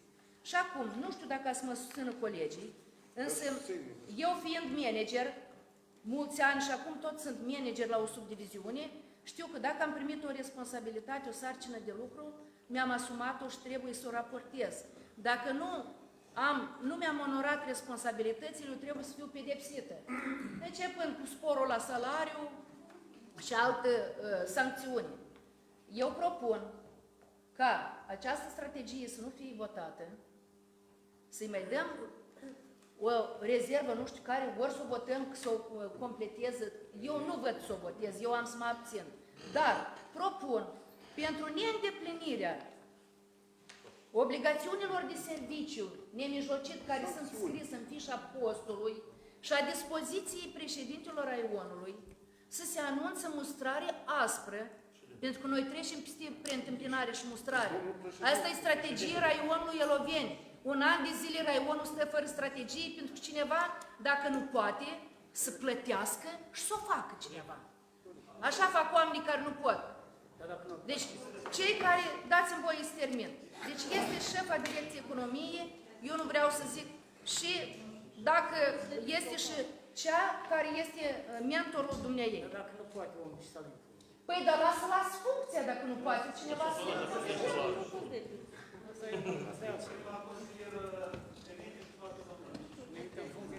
Bună ziua la toți, am să mă expun și eu cu privire la strategie. Da, cât se poate de scurt. Eu am analizat-o cap-coadă, nu am văzut acolo obiective SMART, realizabile în timp, ce își propune, indicatori de performanță, cantitativ și calitativ pentru următorii 4 ani. Nu înțelegem cu ce contribuie Consiliul Raional la dezvoltarea economică, dezvoltarea industriei, dar și a administrației publice în raionul Eloveni pentru următorii 4 ani. Nu este clar cu ce o să ocupe funcționarii noștri sau doar o să stea în birou și o să primească salariile. Eu la fel o să mă abțin de la vot, deoarece nu am văzut obiective strategice și totodată nu am văzut niciun pas și nici o măsură calitativă și concretă cu ce putem contribui noi pentru dezvoltarea raionului.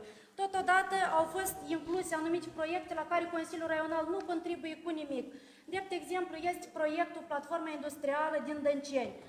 Am discutat și cu doamna primar, Consiliul Raional nu contribuie cu nimic la acest proiect, nici măcar nu s-a implicat în procesul de descriere a proiectului, respectiv noi nu putem să punem în programul nostru strategic pentru că noi nu contribuim și nu ne implicăm în procesul de implementare. Așa că vă rog frumos pe toți cei care au fost implicați să vă revizuiți fiecare capitole pe care le-ați avut și vă rog și reiterez, cum a spus și doamna Ghețiu, suntem la un anumit nivel, este Consiliul Raional, este un document strategic.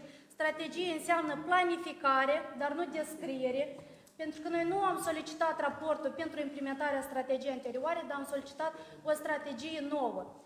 Și respectiv să nu fie scris pentru 2021.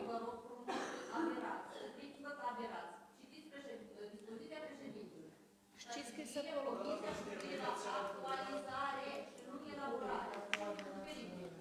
Doamna Bogos, dați-mi voie să răspund. Doamna Bogos Marian, eu am anumite competențe de elaborare a strategiilor. Și atunci când se spune actualizarea strategiei normal, se zice așa, pentru că nu se elaborează din nou ceva pe un fundament gol. Se ia cea veche și se actualizează, se revizuiește, propunând obiective strategice, tot ce a spus domnișoara Maria, vis-a-vis de perioada următoare. Așa că nu trebuie să-i scrie domn președinte în dispoziție 1, 2, 3, că asta se face în clasele primare. Și dacă permiteți să fiți, dacă ne spuneți că noi nu suntem competenți și spunem greșit. Păi, vedeți, vreau să finitez gândul, fiecare strategie și politică publică, document trebuie să fie consultat cu societatea civilă, cu agenții economici și cei asupra cărora o să influențeze cumva strategia. Eu nu știu dacă s-au organizat consultări publice sau dezbateri pe tema strategiei. Domn președinte, propunem, spunem votări.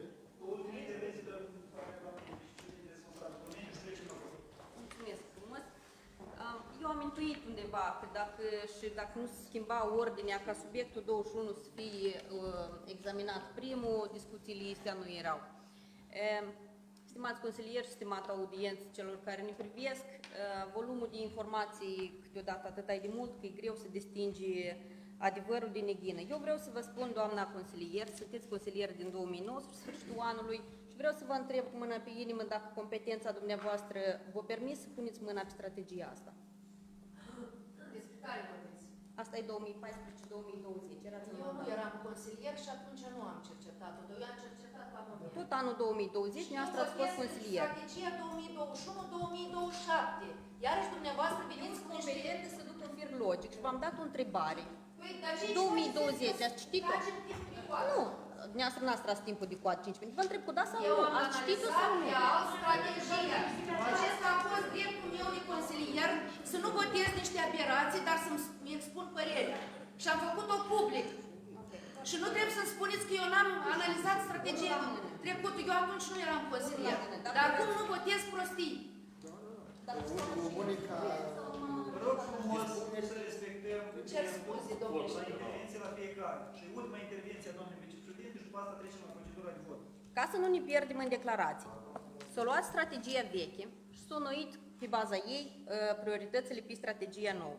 Eu nu zadar v-am întrebat și vă citesc aici la pagina 219, așa, punct strategic până în 2020. Elaborarea studiilor de fezabilitate pentru sistemul de canalizare, epurare, apeduct pe toate satele, începând de la Mileștii Noi și până la Hanska și la Misovca. Spuneți-mi, vă rog frumos, care este pârghia Consiliului Raional de a elabora proiectul? Iată, noi, în afara strategiei, proiectul de canalizare Malcoci-Ialoveni l-am început. În momentul în care tu te oprești la descentralizare, la autonomia locală și primarul îți spune că certificatul de urbanism îl eliberez eu și eu nu-ți dau 3x3 pentru stația de pompare, la ce sistem noi putem visa? La care stații de canalizare? Rețea. Un exemplu. Doamna Marian, în analiza SPOT trebuia de analizat punctele forte a strategiei până în 2020. 2020. Eu vă întreb despre pârghia Consiliului Raional. Iată, doamna Levinti o indicat. Doamna Ghețiu, nu suntem la dezbatere. A doilea moment. Aprovizionare cu apă 100% a tuturor locuitorilor din raionul Ialoveni. Îmi permit să o întreb pe doamna Galina de la Meleștii Mici. Demersul pentru tabăra militară stă de prin 2019 la noi. Ei nici până acum nu au apă. Esența strategiei care? Am trecut-o și pentru anul ăsta. În momentul în care strategia asta a costat 187.000 de lei Consiliul Raional în 2014. Nu adaug inflația și nici prețurile ridicate. 187.000 de lei, țineți minte. Strategia asta au făcut-o doi colaboratori a Direcției Economiei. E cam tot în același volum. Și vă amintesc că în fișa de post nu scrie despre că funcționarul public este obligat, are în fișă sarcina de a elabora strategia raională. El poate propune, el poate da sugestii, el poate pe un segment îngust, pe o nișă îngustă. Asta o fac specialiștii, oameni buni, IDES Viitorul, IDE, Inspiro, INSE și alte instituții specializate. Care e cerința dumneavoastră până la urmă din salariul de 6.000 a funcționarului public? O clipă, domnul președinte. La capitolul tineret, că avem cel mai fastuos compartiment, vă comunic că ei, mititei, au uitat să scoată ecorăzeni din textul capitolului lor. Au fost făcute de către o asociație profesionistă în acest sens și nu de funcționari publici care au 6.000 de lei salariu. Mergem mai departe. Nu mai merge. De ce să nu merg? Eu pot să includ și gazificarea 100% a întregului raion. Și am inclus-o. Anul trecut, domnul Saca, îmi dați voi. Ultimele două localități din raion rămân negazificate. Că de ce? Că într-un plan investițional a fost inclusă și ANRE-ul a hotărât că el nu subvenționează și nu trage gazul la Hanska și la Horodca. Cu și aici, poate influența Consiliul Raional ANRE-ul. Poftim? Vorbim de strategii mari, da? Noi vrem bunăstarea oamenilor, astea sunt niște nișe mari. Eu vă întreb, răspundeți-mi, dacă sunteți într-atât de competenți. Doamna Levinti, vă rog frumos. Doamna vicepreședinte, dumneavoastră nu ați înțeles esența la ceea ce am spus noi. Noi ne-am revoltat despre cum este scris strategia, că nu am găsit obiective. Până în 2024, de exemplu, 10 localități sunt conectate la sistemul. La ce? Păi dumneavoastră nu ați scris nimic acolo, nu se regăsește. Este descrisă industrie per general, edificație per general. Conectată la ce? Dumneavoastră nu ați înțeles la ce ne referim noi. Nu sunt scrise obiective. Care obiective, domnule? Doamna președinte, stimați consilieri, vă rog frumos, în calitate de președinte a ședinței, consider că dezbaterea la acest subiect trebuie să ia sfârșit și voi spune votului proiectul deciziei în forma inițială, dacă nu există propuneri de modificare. După cum nu am adus. A fost o propunere parcă la proiectul de decizie. Eu am zis că la proiectul de decizie de sancționat prin mustrarea aspră persoana care a fost responsabilă de generalizarea penală a Și persoana de la vicepreședinte care de informație, cine sancționează? Persoana de la birou de statistică care refuză să dea informația sau dă o informație amplă, cine o sancționează? Doamna vicepreședinte, vă rog frumos, am înțeles, că am înțeles. Eu aș vedea să se examineze procedura, să vedem noi cât o să... Nu indic, să examineze, dacă noi vrem să fim constructivi. Repet, 187.000, asta nu sunt 6.000. Și cu asta am să închid. Complet de acord cu dumneavoastră. Doamna Ghețiu, ce aici ține de partea... Doamna Ghețiu, partea ce ține de sancționarea celor responsabili de subiect, eu spun la vot de întâi procedura de aprobare, în cazul în care nu se aprobă, se ia act ca fapt neîndeplinit, iar domnul secretar o să ne spun care există procedurile de sancționare fără ca noi să ne implicăm, pentru că sunt angajați în Consiliul Raional. Noi nu avem dreptul să sancționăm decât la propunerea sau domnul președinte. Ținem cont de cele expuse. Dar rog frumos să vă expun. Asta am vrut să spun. Inclusiv doamne Ghețiu.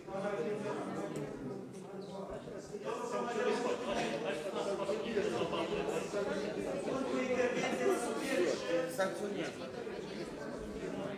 Stimați colegi, stimați consilieri, eu am să fac o singură remarcă. Sunt într-un top de acord cu remarca doamnei Adelina Ghețiu. Da, din punct de vedere, adică noi, personal, eu lucrez nu din 2020, de 14 și 13 decembrie, dar de strategia dată și până la, adică până să plini termenul vechii strategii și ulterioara care noi o propunem, ne ocupăm din 2018, de când am venit în cadrul direcției. Și vă spun într-un mod foarte sincer și foarte realist că astăzi, ca să poți elabora o strategie, nici la nivel de țară nu găsești ceva, un model ideal pentru... Nu, o secundă vreau să spun. În cazul în care te segmentezi pe un segment aparte, asta e un lucru. Dacă nu iei o strategie pe ansamblu și să spui, eu am consultat colegii de la ADR, am solicitat ajutorul lor. Eu spun lucru dat, adică nu atâta, pentru că când o să iei, ca în dispoziția care a menționat-o doamna Adelina, a scris clar că Direcția Economiei este responsabil pentru. Foarte corect. Dar vă spun, adică pentru sancțiuni, eu m-am revoltat pentru sancțiuni, eu m-am ocupat. Recunosc așa cum este. Primesc și plusurile și minusurile. Și aș fi vrut ca plusurile și recomandările...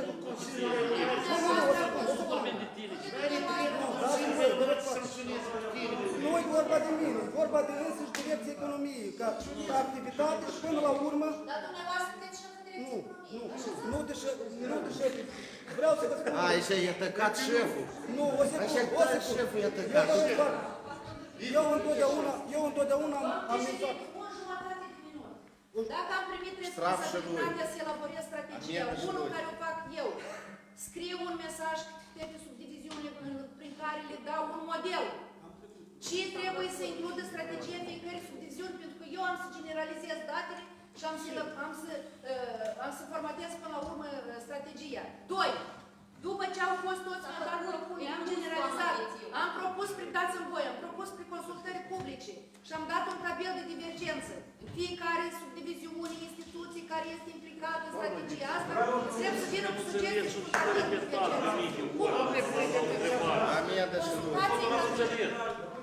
Concluzii generale le-a făcut fiecare, domnul Amadea a acces la informații, doamna vicepreședinte spune că s-a ținut cont de toate pretenții sau indicații care le-am avut noi, de aceea voi supune votului proiect de decizie în forma care a fost expusă. Cine este pentru aprobarea strategiei pentru 2021-2027, vă rog frumos să votați. Cine este pentru? Sectorul 1. 0. Sectorul 2. 0. Sectorul 3. Din păcate nu vă zic. Vot, da? Ok. Cine s-a abținut? Sectorul 1. Sectorul 2. 11. Sectorul 3. 5. Vă mulțumesc. Subiectul pe ordinea de zi cu numărul 8. Trecerea în evidență militară a tinerilor anul nașterii 2006. E vorba de băieții cu vârsta de 16 ani, care comisiile sunt aceleași, graficul l-ați văzut. Întrebări? Dumneavoastră ați spus în felul următor, dacă nu s-a aprobat, Atribuția, demonstrare sau de sancționare a celor responsabili este a președintelui raionului. Sunt funcționari publici asupra cărora noi nu ne putem expune. Noi ne putem expune ca fondator, dar asupra mustrării. Eu nu știu dacă eu am înțeles. președinte Consiliului. Sunt angajați a Consiliului Raional. Subiectul de pe ordine de zi cu numărul 8. Trecerea în evidența militară a tinerilor 16 ani. Întrebări. Cine este pentru? Vă rog frumos să votați. Sectorul 1. Sectorul 2. Sectorul 3. Mulțumesc. Rectificarea bugetului pentru anul 2021. Toți ați văzut? Domnul președinte, în forma actuală. Fără modificări. Sunt doar redistribuiri la instituții care și-au avut economii pe interior a instituțiilor. Cine este pentru, vă rog frumos să votați. Sector 2? Sector 3? Mulțumesc. Proiect decizie numărul 10. Modificarea bugetului raional. Pozitiv în forma actuală. Iarăși, majorare la instituțiile subordonate din venituri interne, nu de la noi. Întrebare? Cine este pentru a vota proiect de decizie numărul 10 în forma actuală, vă rog frumos să votați. Sector 1. Sector 2. Sector 2. Sector 3. Mulțumesc. Proiect decizie numărul 11. Alocarea mijloacelor financiare. Alocarea de la, către aparatul președintelui 48.000 din fondul de rezervă, și anume ajutoare sociale, nu mai dăm numire ca să nu greșim cumva. E vorba de ajutor la decesul unei persoane cu gradul 2, ajutor material la incendiu și la tratament.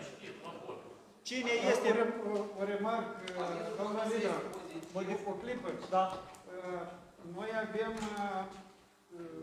solicitare de la Inspectoratul de Poliție, lista e de 43 persoane. Adică trebuie să fie 21,5. Modificare la cifra 22.000. Asta ați vrut să spuneți, domn Braga. La ajutor pentru organizația de veterani la Inspectoratul de Poliție, sunt 43.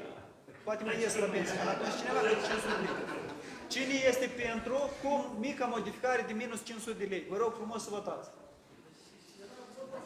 Câte 500 de lei la polițiștii veterani?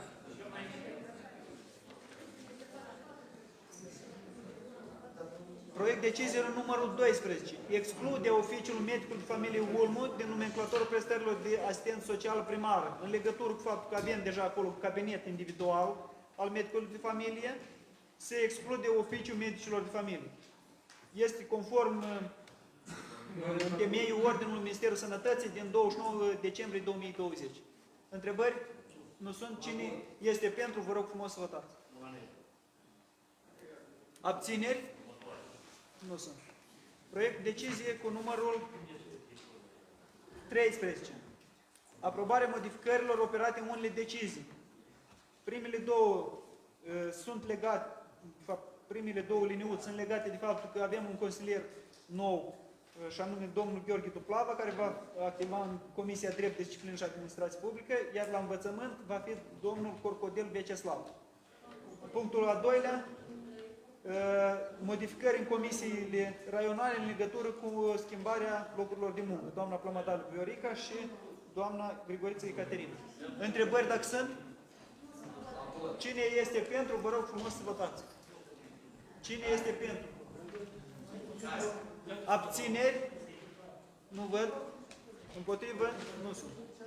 Proiectul decizie numărul 14. Comisia Raională pentru organizarea transportului rutier de persoane prin servicii regulate.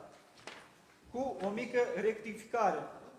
În listă, din componența comisiei, se modifică reprezentantul ANTA cu consilierul raional Castraveț Petru. Domnul Petru, sunteți de acord? Da. Am înțeles. La fel, în modul de constituire, la 2.2 se exclude reprezentantul ANTA, fiindcă e vorba de consilier raional. Este o comisia raională care...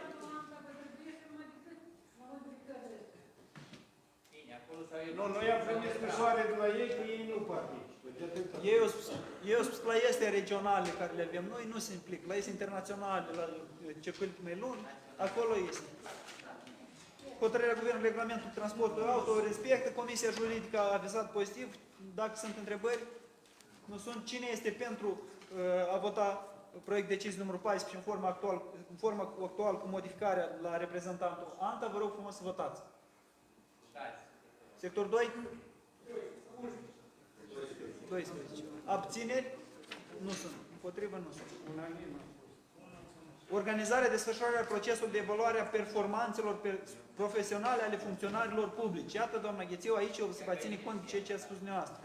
În perioada 20 decembrie 2021, 15 februarie 2022, se organizează proces de evaluare și va fi ținut cont de toți indicatorii al domnului președinte în calitate de șef sau președinte a comisiei, va determina gradul în care și-au desfășurat activitatea și au îndeplinit indicatorii fiecare dintre funcționarii În Consiliu.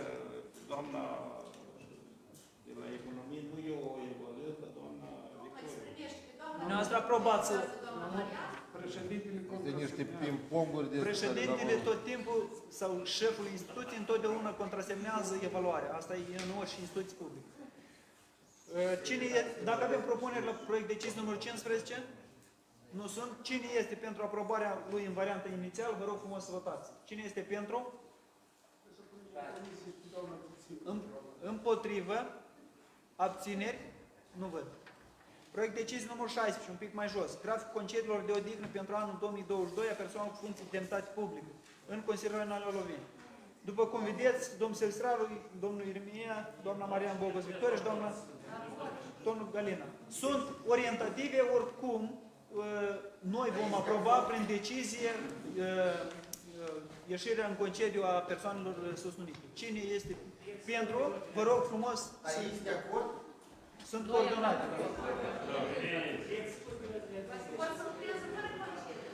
Nu, conform legii nu au voie.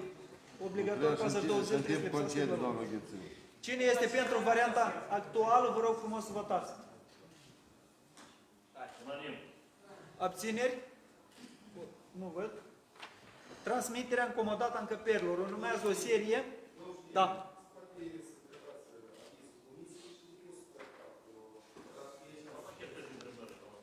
Încă o dată, cât costă? Tot la pachet. Am înțeles. Nu se poate. O să trecem procedură foarte rapid. Eu o să explic la un singur localitate, însă vom Altceva, vota. că domnul președinte va proiectul 7. S-a votat. Proiectul 8. S-a votat. Proiectele, începem o serie nouă de trecere a drepturilor de administrarea mai multor terenuri și clădiri care, de facto, sunt administrate de către centrele de sănătate. Ele ne aparțin nouă și la Registrul de Stat Cadastru, sunt după Consiliul Regional, dar ca atare le folosesc centrele de sănătate și centrele medice de familie. Respectiv, până când s-a reușit pregătirea 4 documente și o supun votului. Cine este pentru aprobarea transmiterii incomodată a căperilor din satul Costești? Vă rog frumos să votați. Abțineri? Nu văd, unanim. Aceeași situație în satul Mileștii Mici. Cine este pentru, vă rog frumos să votați. Mulțumesc. Abțineri? Împotrivă nu văd. Centrul de Sănătate Corăști. Cine este pentru, vă rog frumos să votați. Unanim? Mersi. Centrul... Direcția Generală Asistență Socială. Este vorba de proiectul LUMOS. Fix aceeași situație, Casa Comunitară. Cine este pentru, vă rog frumos să votați. Mulțumesc. Domnul președinte al ședinței, când suntem toți consilieri aici, spre toate centrele de sănătate vorbește prin procedura asta. Propunere. Poate pe viitor, la următoarea ședință, adică numai proiectul de decizii să-l avem, poate numai în comisii să fie toate anexele astea, mă refer la extras și așa mai departe, cheltuim hârtie, dar în principiu, adică nu cred că pe noi cineva are întrebări referitor la apartenență și așa mai departe, extrasele de la instituțiile date publice și așa mai departe. Deci, am înțeles, dar în cadrul comisiilor de specialitate care vor avea de bază subiectă, vor discuta de acord cu ce se propune. Proiect decizie numărul 23, vă rog frumos să găsiți. Lichidarea Fondului Local de Susținere Socială. El a fost creat în 2013, însă la sfârșitul anului 2020, începând cu anul 2020, s-a inițiat procedura de lichidare, fiindcă toate formele de ajutor sau de suport pentru cetățeni au trecut la direct, fără ca să fie necesar un fond local de susținere socială a populației. Dacă aveți întrebări, nu sunt. Cine este pentru aprobarea proiectului de decizie 23, vă rog frumos să votați. Sectorul 1, 6, sector 2, 11, sector 3, 12. Vă mulțumesc. Sector Proiect decizie numărul 24. Aprobarea acordului de parteneriat între Asociația Obștească CCF Moldovaș, Copil, Comunitate, Familie și Consiliul Regional Ialoveni. Acest acord se încheie periodic. Ultima dată am fost încheiat în 2012. 2019, până la sfârșitul anului ar fi bine să-l reîncheiem, însă și Asociația Obșteasă are ca obiectiv plasarea și suport pentru copii instituționalizați la casele de copii în familie. Le duc în familie și asigură familie în continuare. Dacă sunteți de acord și ați văzut, iarăși, pe o perioadă de 2 ani să avem parteneriat cu asociația respectivă, vă rog frumos să votăm. Cine este pentru, vă rog frumos. 11, 12. Proiect decizie 25, parvenit suplimentar. Împuternicim președintele Raionului, domnul Silistraru, să formuleze, să înainteze și să semneze cu Ministerul Finanțelor Republicii Moldova modificarea contractului de împrumut, contract de stingere a datoriilor în suma de câți euro sunt acolo. Domnul președinte, vorba de casa locuințele sociale. Locuințe sociale. Da, în fiecare an noi trebuie să... Am înțeles. Un raport, comisia, Institutul Sanitate Publică, dacă mai ține în la procedură la 25 sau altă? Am înțeles. Se spune votul proiectul decizie numărul 25 cu privire la împuternicirea domnului președinte. Cine este pentru? Vă rog frumos să votați. Intervenția domnului Consilier Proiectul și pasă domnul președinte un mic raport la situație. Eu cred că mai mult să adresez o întrebare către domnul președinte.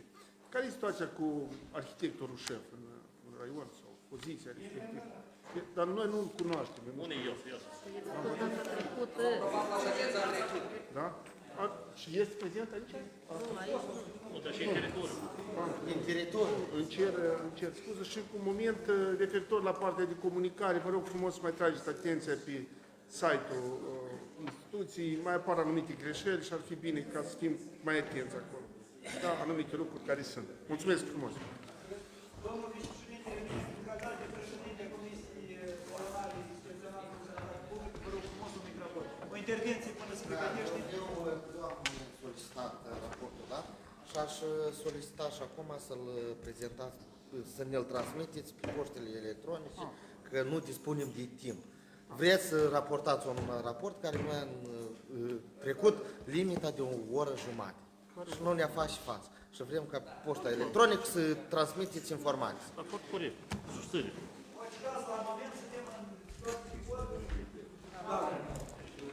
Ce îți permite rău Am înțeles. Am și eu Stimați colegi, intervenție. o intervenție la domnul. Da. Stimați colegi, vă mulțumesc. A trecut ședința de astăzi în pace cu bună înțelegere, până la urmă. Slava Domnului! Da. Vreau să mă sfătuiesc cu dumneavoastră. Noi în fiecare an îl comemorăm pe Ștefan cel Mare aici în fața Consiliului Raional și de fiecare dată sunt întrebat de ce nu avem un bus sau un monument al lui Ștefan cel Mare. De ce am vrut să mă consult cu dumneavoastră dacă acceptați să începem inițiarea pregătirii acestui proiect. Deci, dar vreau să conveniți dumneavoastră, să fie monument sau să fie bust? Monument. Deci, noi vom pregăti pentru următoarele ședințe, pentru că este procedură, nu putem așa deodată să votăm bani și așa mai departe. Vă mulțumesc că am înțeles. Și altă întrebare este că pe data de 24, peste o săptămână, vrem să avem o nouă ședință, mai mult festivă ședința și a Consiliului Raional. Știți că înainte de sărbătorile de iarnă, insistă urătorii să vină să ureze consilierii și așa mai departe.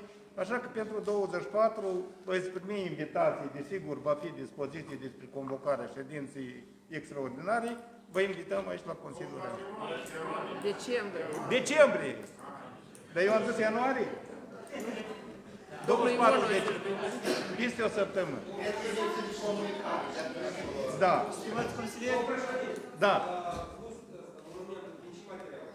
Apoi nu știu, noi o să venim cu propuneri. Noi o să examinăm, o să ne informăm și pe urmă să venim în față de dumneavoastră.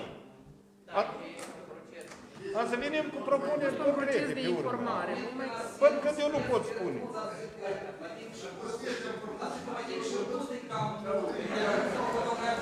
Nu, poate dacă e de piatră, poate nu e atât de mult. Eu nu știu, trebuie să examinăm. Mulțumesc! Ținând cont și că subiectul pe ordine zi au fost consumați, declar ședința închisă. Vă mulțumim pentru colaborare și dacă ne străduim în 2 ceasuri, am reușit. Mulțumim!